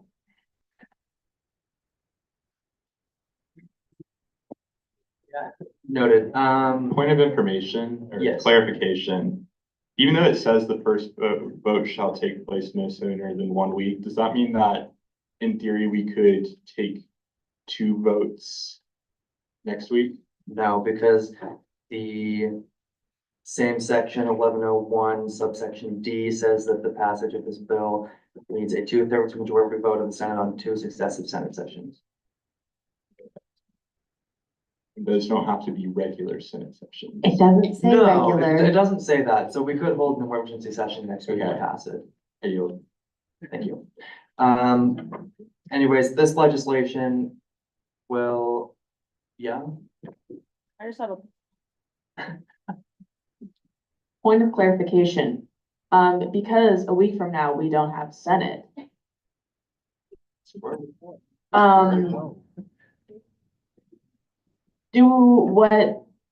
What do we do about that one, guys? Oh, no. I don't know. What Okay, time does the this- State of the Association start? 6:30. Perfect. That's great. Okay. This feels to me like something that doesn't need to be hammered out now. We can, the legislative cabinet will convene and talk about this, and we can take input from all of the Senate if we would like. You can send me something about this if you have input on that. We will be moving on now. This Lex will be sent to the Internal Affairs Committee and the DEI Committee.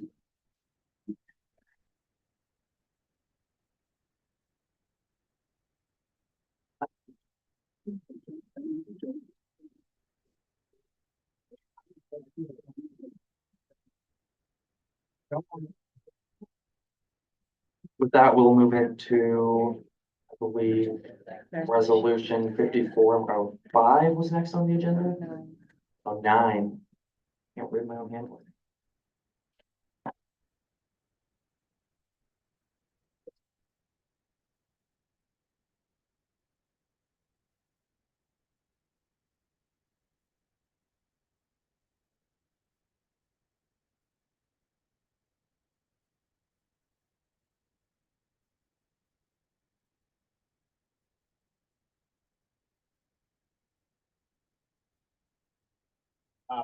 Wait. Hold on. Let me check.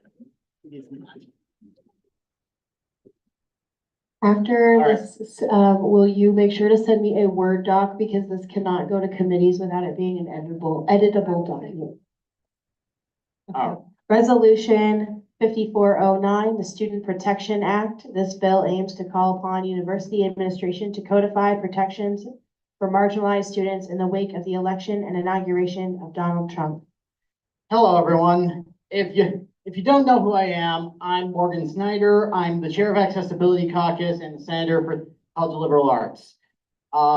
This bill was crafted in order to kind of push back against Trump's attacks against our students. So we've all seen what's been going on recently in the news, on campus. We've even had people give multiple speeches during ASCSU both last week and this week. The time for action is now, has been now for a while. The time for action has been now for a good while. As it currently stands, we are facing our students are facing attacks from the federal government from all walks of life.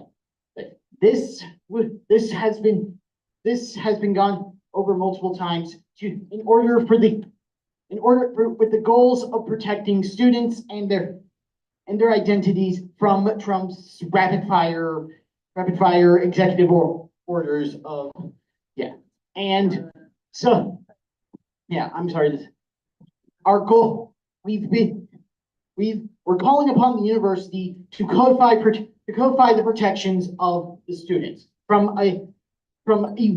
protecting gender affirming care and reproductive care at the health center to keeping Biden era discrimination definitions to calling upon the university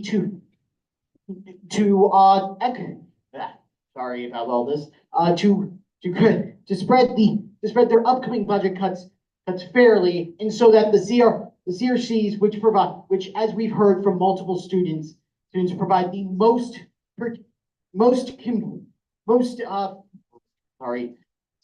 most effects for most community and resources for students to be protected from budget cuts running them into the ground.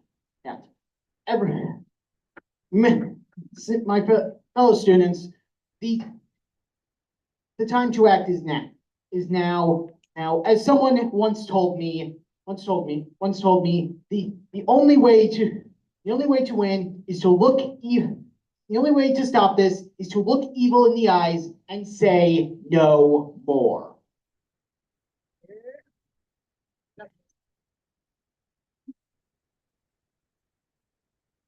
Hey guys, my name is Felicity Luna. I use the she, her, AF pronouns. I'm a senator for the Student Disability Center, and I helped collaborate a little bit with Morgan on this project. I just want to scroll to the last therefore clause, please. This is something I was really, the second to last, sorry, that I was really set on putting in, and I'm just going to read it out. It says, therefore be it hereby further resolved that ASCSU extends invites upon the stakeholders in the office of the president to attend sessions and or hold guest presentations in the ASCSU Senate space. In the past couple of weeks, we've seen the overwhelming support from the general student population in this space. They've made comments upon comments, and we're hearing them, but we also want to make sure the administration is hearing them. We can, go to these meetings with administration, but ultimately it is pertinent that they see and hear the massive amount of students who on the weekly are now showing up to these sessions.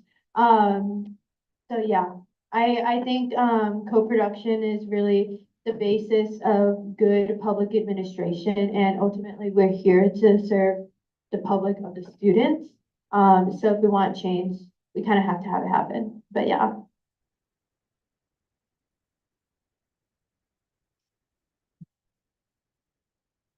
With that, we'll begin 10 minutes of Q&A. Chair McLaughlin. I motion to previous question. Does that motion have any dissent?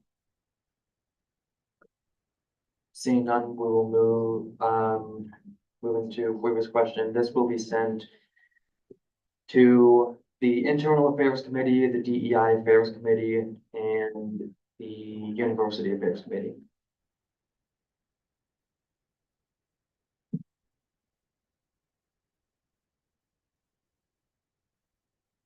With that, we'll move into Lex 5415.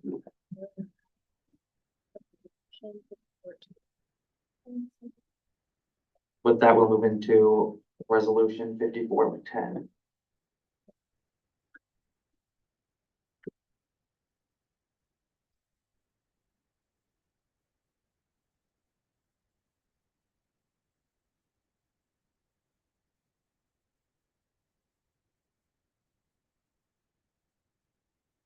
Just a second.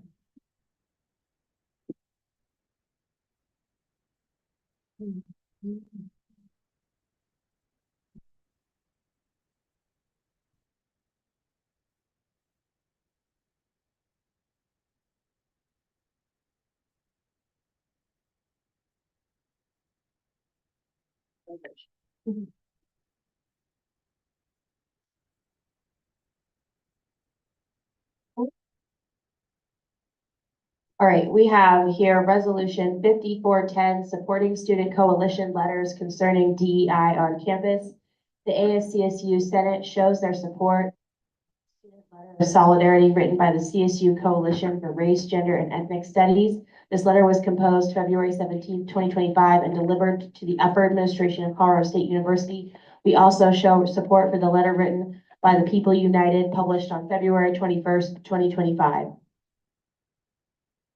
Unfortunately, because this was added at the last moment, we need the text to be read in full. You can read it. You can also opt out to not have to read it, and I can if you prefer.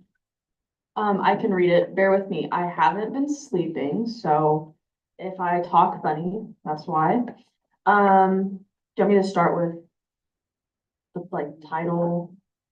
How much is the extent to what I need to read? Sorry. Okay. The Associated Students of Colorado State University, 54th session of the 54th. That's not correct. Okay. Okay, never mind. Moving on from that. It is resolution 5410, supporting student coalition letters concerning DEI on campus. Notice a signature to sponsor means you only wish for the legislation to be heard. A signature to endorse means that you support the contents or actions of this legislation. I'm going to go really fast through this stuff that is just like words. Written by Olivia Frisky, Chair, Women and Social Justice Caucus Senator, and then it's supposed to say Safe Center after. Collaborated with no one, sponsored by Ellie Lutz, Chair, Internal Affairs Committee, Associate Senator, Warner College of Natural Resources, Lauren Davis, Chair, Housing Caucus Senator, Survivor Advocacy and Feminist Center. It's also supposed to have legislative cabinet on there. Endorsed by Claire Pickerel, Senator, Warner College of Natural Resources, and then Madeline Camberg, parliamentarian. The abstract was already read. Whereas a letter sent by the U.S. Department of Education on February 14th, directing higher education to comply with the outlined interpretation of the Supreme Court case, Students for Fair Admissions v. Harvard, that all race-conscious programming is illegal. And whereas federal funding could be prioritized over the Cultural Resource Centers, RGE, Race, Gender, and Ethnic Studies Department, and DEIA programming. And whereas the Cultural Resource Centers, Asian Pacific American Cultural Center, Black African American Cultural Center, El Centro, Native American Cultural Center, Pride Resource Center, Student Disability Center, Survivor Advocacy and Feminist Center, Education Center are integral to the well-being and success of students. And whereas students have organized a petition signed by 3,512 individuals as of February 21st, and held several protests in order to show CSU administration how important these aspects of the collegiate experience are. And so therefore be hereby resolved / enacted that ASCSU Senate and other entities within ASCSU that desire to support the student letter of solidarity written by Colorado State University Coalition for Race, Gender, and Ethnic Studies, and the letter written by the People United support the sentiments of the students to protect DEI on campus. And then therefore be it hereby further resolved and enacted, this copy of legislation should be forwarded to. I will make a motion. I don't know if necessarily I have that ability, but that we exclude the remaining parts that can be found on our website in our template for legislation. Fire motion. If I may alter that motion, if there's anyone who's not on the template that you added, can you please read their name? Yes, the only person that I added was, where is it? John Miller, the fourth director of Black African American Cultural Center. I put this in the Teams for anyone that's on the Teams, you can look over it. I also put in the resources. There's a link to the letter by, the coalition, oh my God, why can't I find the name? The CSU Student Coalition for Race, Gender, and Ethnic Studies. The weekly email has the other letter by the People United. And then I also did link the letter that we're referencing that went out, the Department of Education. Yeah, that's pretty much what I got. I think this is important to pass and show that as Senate, we agree with what is being said and we support our students. I do also have a part in there that ASCSU and other entities, so that if there's any other entities within ASCSU that want to sponsor or to sign on to this and say that they agree, absolutely come talk to me.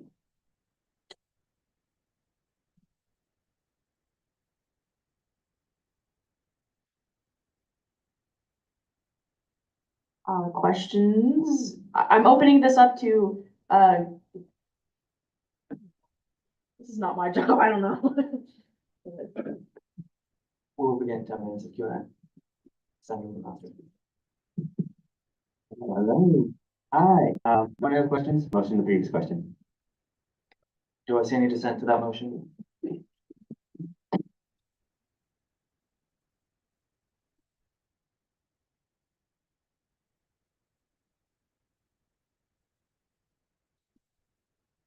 You can also ask me questions or anything afterwards, email me, anything like that. My door is always open. This legislation will be sent to the Internal Affairs Committee, University Affairs Committee, and DEI Committee.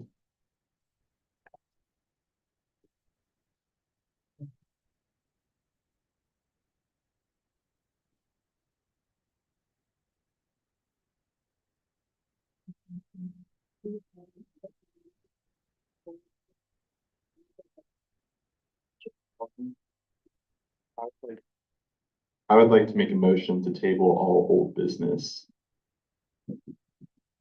Does that motion have a second? We'll do this by voice vote. All those in favor will say aye. Aye. Those opposed say nay. I can't. Point of information before we have to vote, sorry, I know there was like a bit of a vote. Can you bring the agenda back up? And so that we know what is old business that we would be therefore tabling. So. Like 5415, removing all language and inconsistency with Associate Senator limitations. Resolution 5407, asking CSU administration for more accountability and transparency. Bill 5408, increase funding to rooms against hunger pocket pantries. Lex 5415, removing all language and inconsistency with Associate Senator limitations. And Lex 5416, ensuring more students are represented. Keep that in mind. There's a duplicate, there's these two, but we did in fact, just for a point of clarification, we did amend the agenda to put Lex 5415 above other pieces of legislation, I think with intentionality. I'll amend my motion to table resolution 5407, bill 5408, and Lex 5416. Does that motion have a second? Second. Oh. I don't get to speak. We will do this by voice vote then. All those in favor of tabling those pieces of legislation, please say aye. Aye. Those opposed say nay. No. Any abstentions? Okay, the ayes have it, and those will be tabled until next week. Not next week. Next session. The next session or the next? Friday? It'll be on the agenda when it's on the agenda. I don't have that answer. And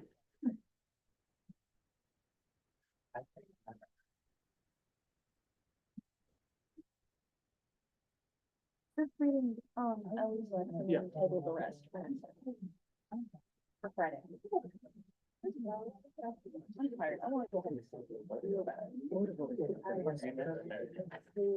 I agree with you, man.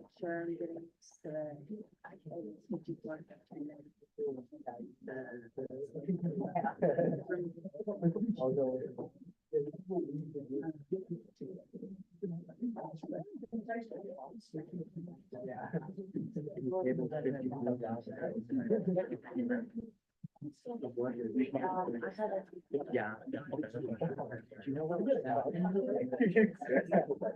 Me. In, I think, university, or maybe, no. I just said, I think it's into the first grade.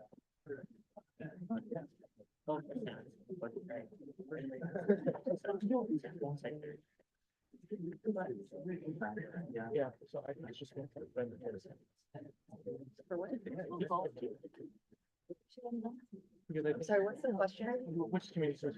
He said. Has been sent to already? I would have to sift through my information to know that.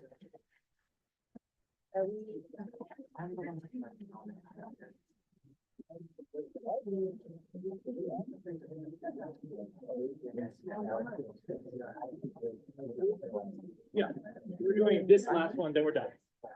You can. Yeah. You can actually, I just, if you want to keep on, you can. Appreciate it though. Thank you. Okay, Lex 5415, removing old language and inconsistency with associate senator limitations. This Lex will ensure that more students are represented within ASCSU, as well as make some word changes to the Constitution. Senator Monanti, do you have a motion? The motion reads, what? Can I clarify what this is for people? You have to. So, present the bill. yeah, so we have the presentation of the bill and then you would be able to make that motion. Isn't it old business? There's new people in the room. I would like to present. Do the thing. Let me be clear. To be respectful of everyone's time, this Lex, essentially what it does, if you didn't know, the cultural resource centers used to be called the Student Diversity Programs and Services Offices. That was reflected in the Constitution. So this, despite being under the purview of the parliamentarian, I was already editing those sections, so I thought might as well. So that changes any mention of SDPS to CRC in the full out title. And also, there's a limit on non-college council offices of only 2 associate senators. I'm removing that limitation to align it with the colleges, that it's one senator. For every 1 senator, there's 2 associate senators. That it's a very straightforward Lex. Motioning the previous question. With that, we'll open up 10 minutes of discussion and debate. Senator Monanti. Again, motion the previous question. I want to go home. Does that motion have any dissent? Seeing none, this will be sent to the Budgetary Affairs Committee. Oh, yeah, it does. Thank you. I would like to motion to approve this first vote by unanimous consent. Does that motion have any dissent? Thank you. Seeing none, this will now be sent to the Budgetary Affairs Committee. Senator Monanti. Motion to go to adjournment and allow anyone who was at beginning roll call to be at end roll call, and anyone who showed up later to do the thing. That motion is not going to be entertained. We have some folks in executive who have stayed this whole meeting, and I would like to give them the opportunity to speak if they want to.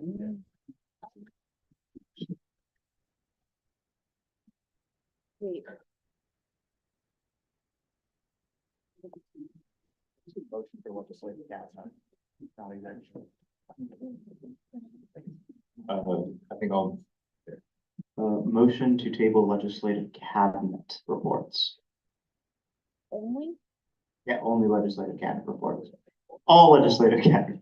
The legislative. The officer committee, caucus, all of them. Excellent. Does that motion have a second? Does that motion have any dissent? Okay, we'll do this by a voice vote then. All those in favor of tabling legislative reports, please say aye. Aye. Those opposed say nay. Any abstentions? Okay, the ayes have it. This will be tabled. With that, we'll move into executive reports.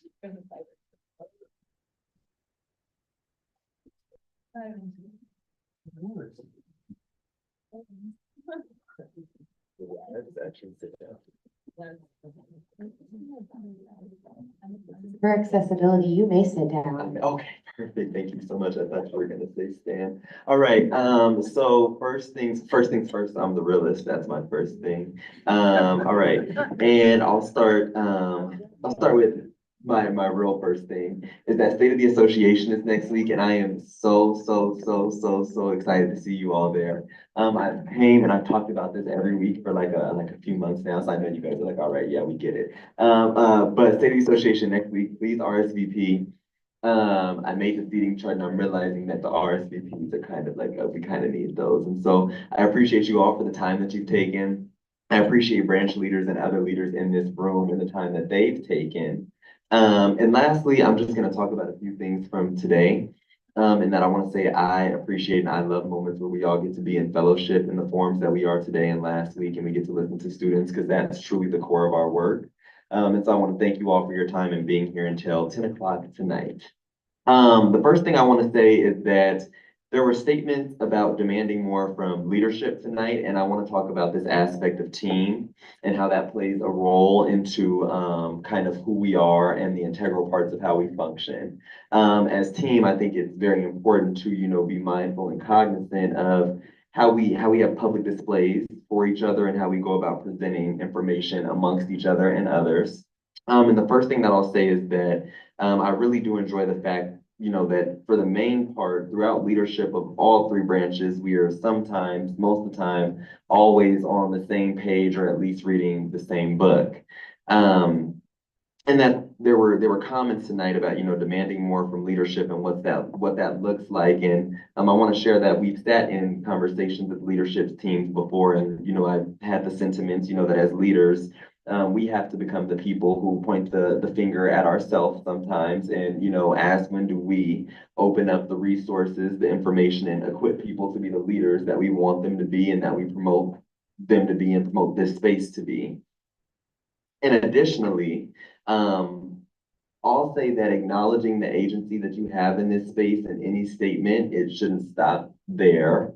I'd also want to say, that it's more than just acknowledging that there are leaders who have different powers and positions in this space, but there are also people in this space who are in fact the leaders that they are calling on to be leadership. And so I also implore everybody in this room to also lean on folks who are also leadership, like your leadership and your branch leaders throughout all three branches, to be clear, hold agency and take up space in all of the same ways or similar capacities. And so as we move or kind of broadcast leadership to be skewed one way or the other, that agency in that space has been taken up and been displayed by multiple people across the board every day in meetings that I've been in continuously. And so I want to let you know that is always going on, and that when people are calling on other leaders to be leaders, they too are the leaders in question. And so that is the main thing that I wanted to say today, and I'll keep the main thing and keep it short.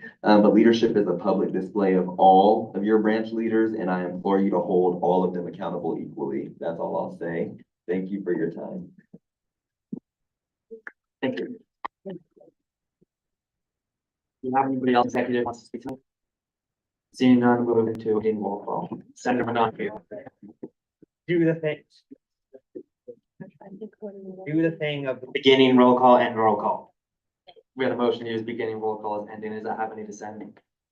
Seeing none, we'll do that, and this meeting is adjourned. Thank you all. No one do that.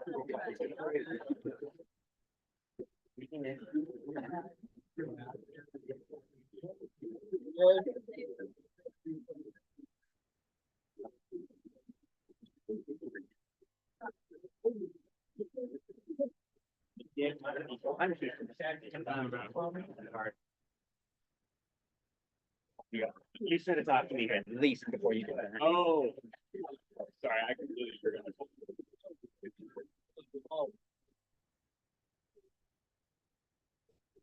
Like what is the choice?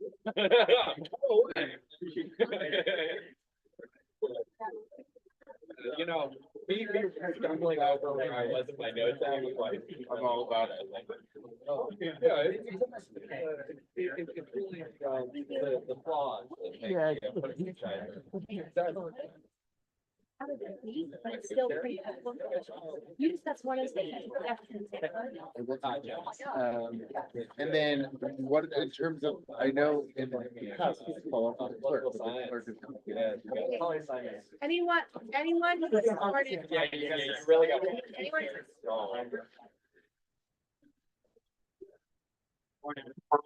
Anyone who was sworn in tonight, please reach out to Brooke Reese, or come up here and let me get your contact information. I'll put you in touch with Brooke and our clerk. Sorry, I was told to give that announcement. And I didn't should do that.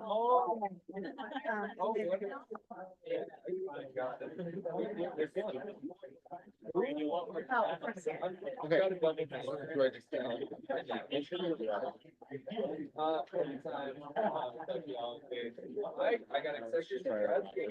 When I like, what did you Another year. God, for a second, but yeah, I was. He's like, put it under my. Everyone there knew you. I was like, oh, that's scary. I'm gonna like make. And then rinse and repeat. Same, yeah, same.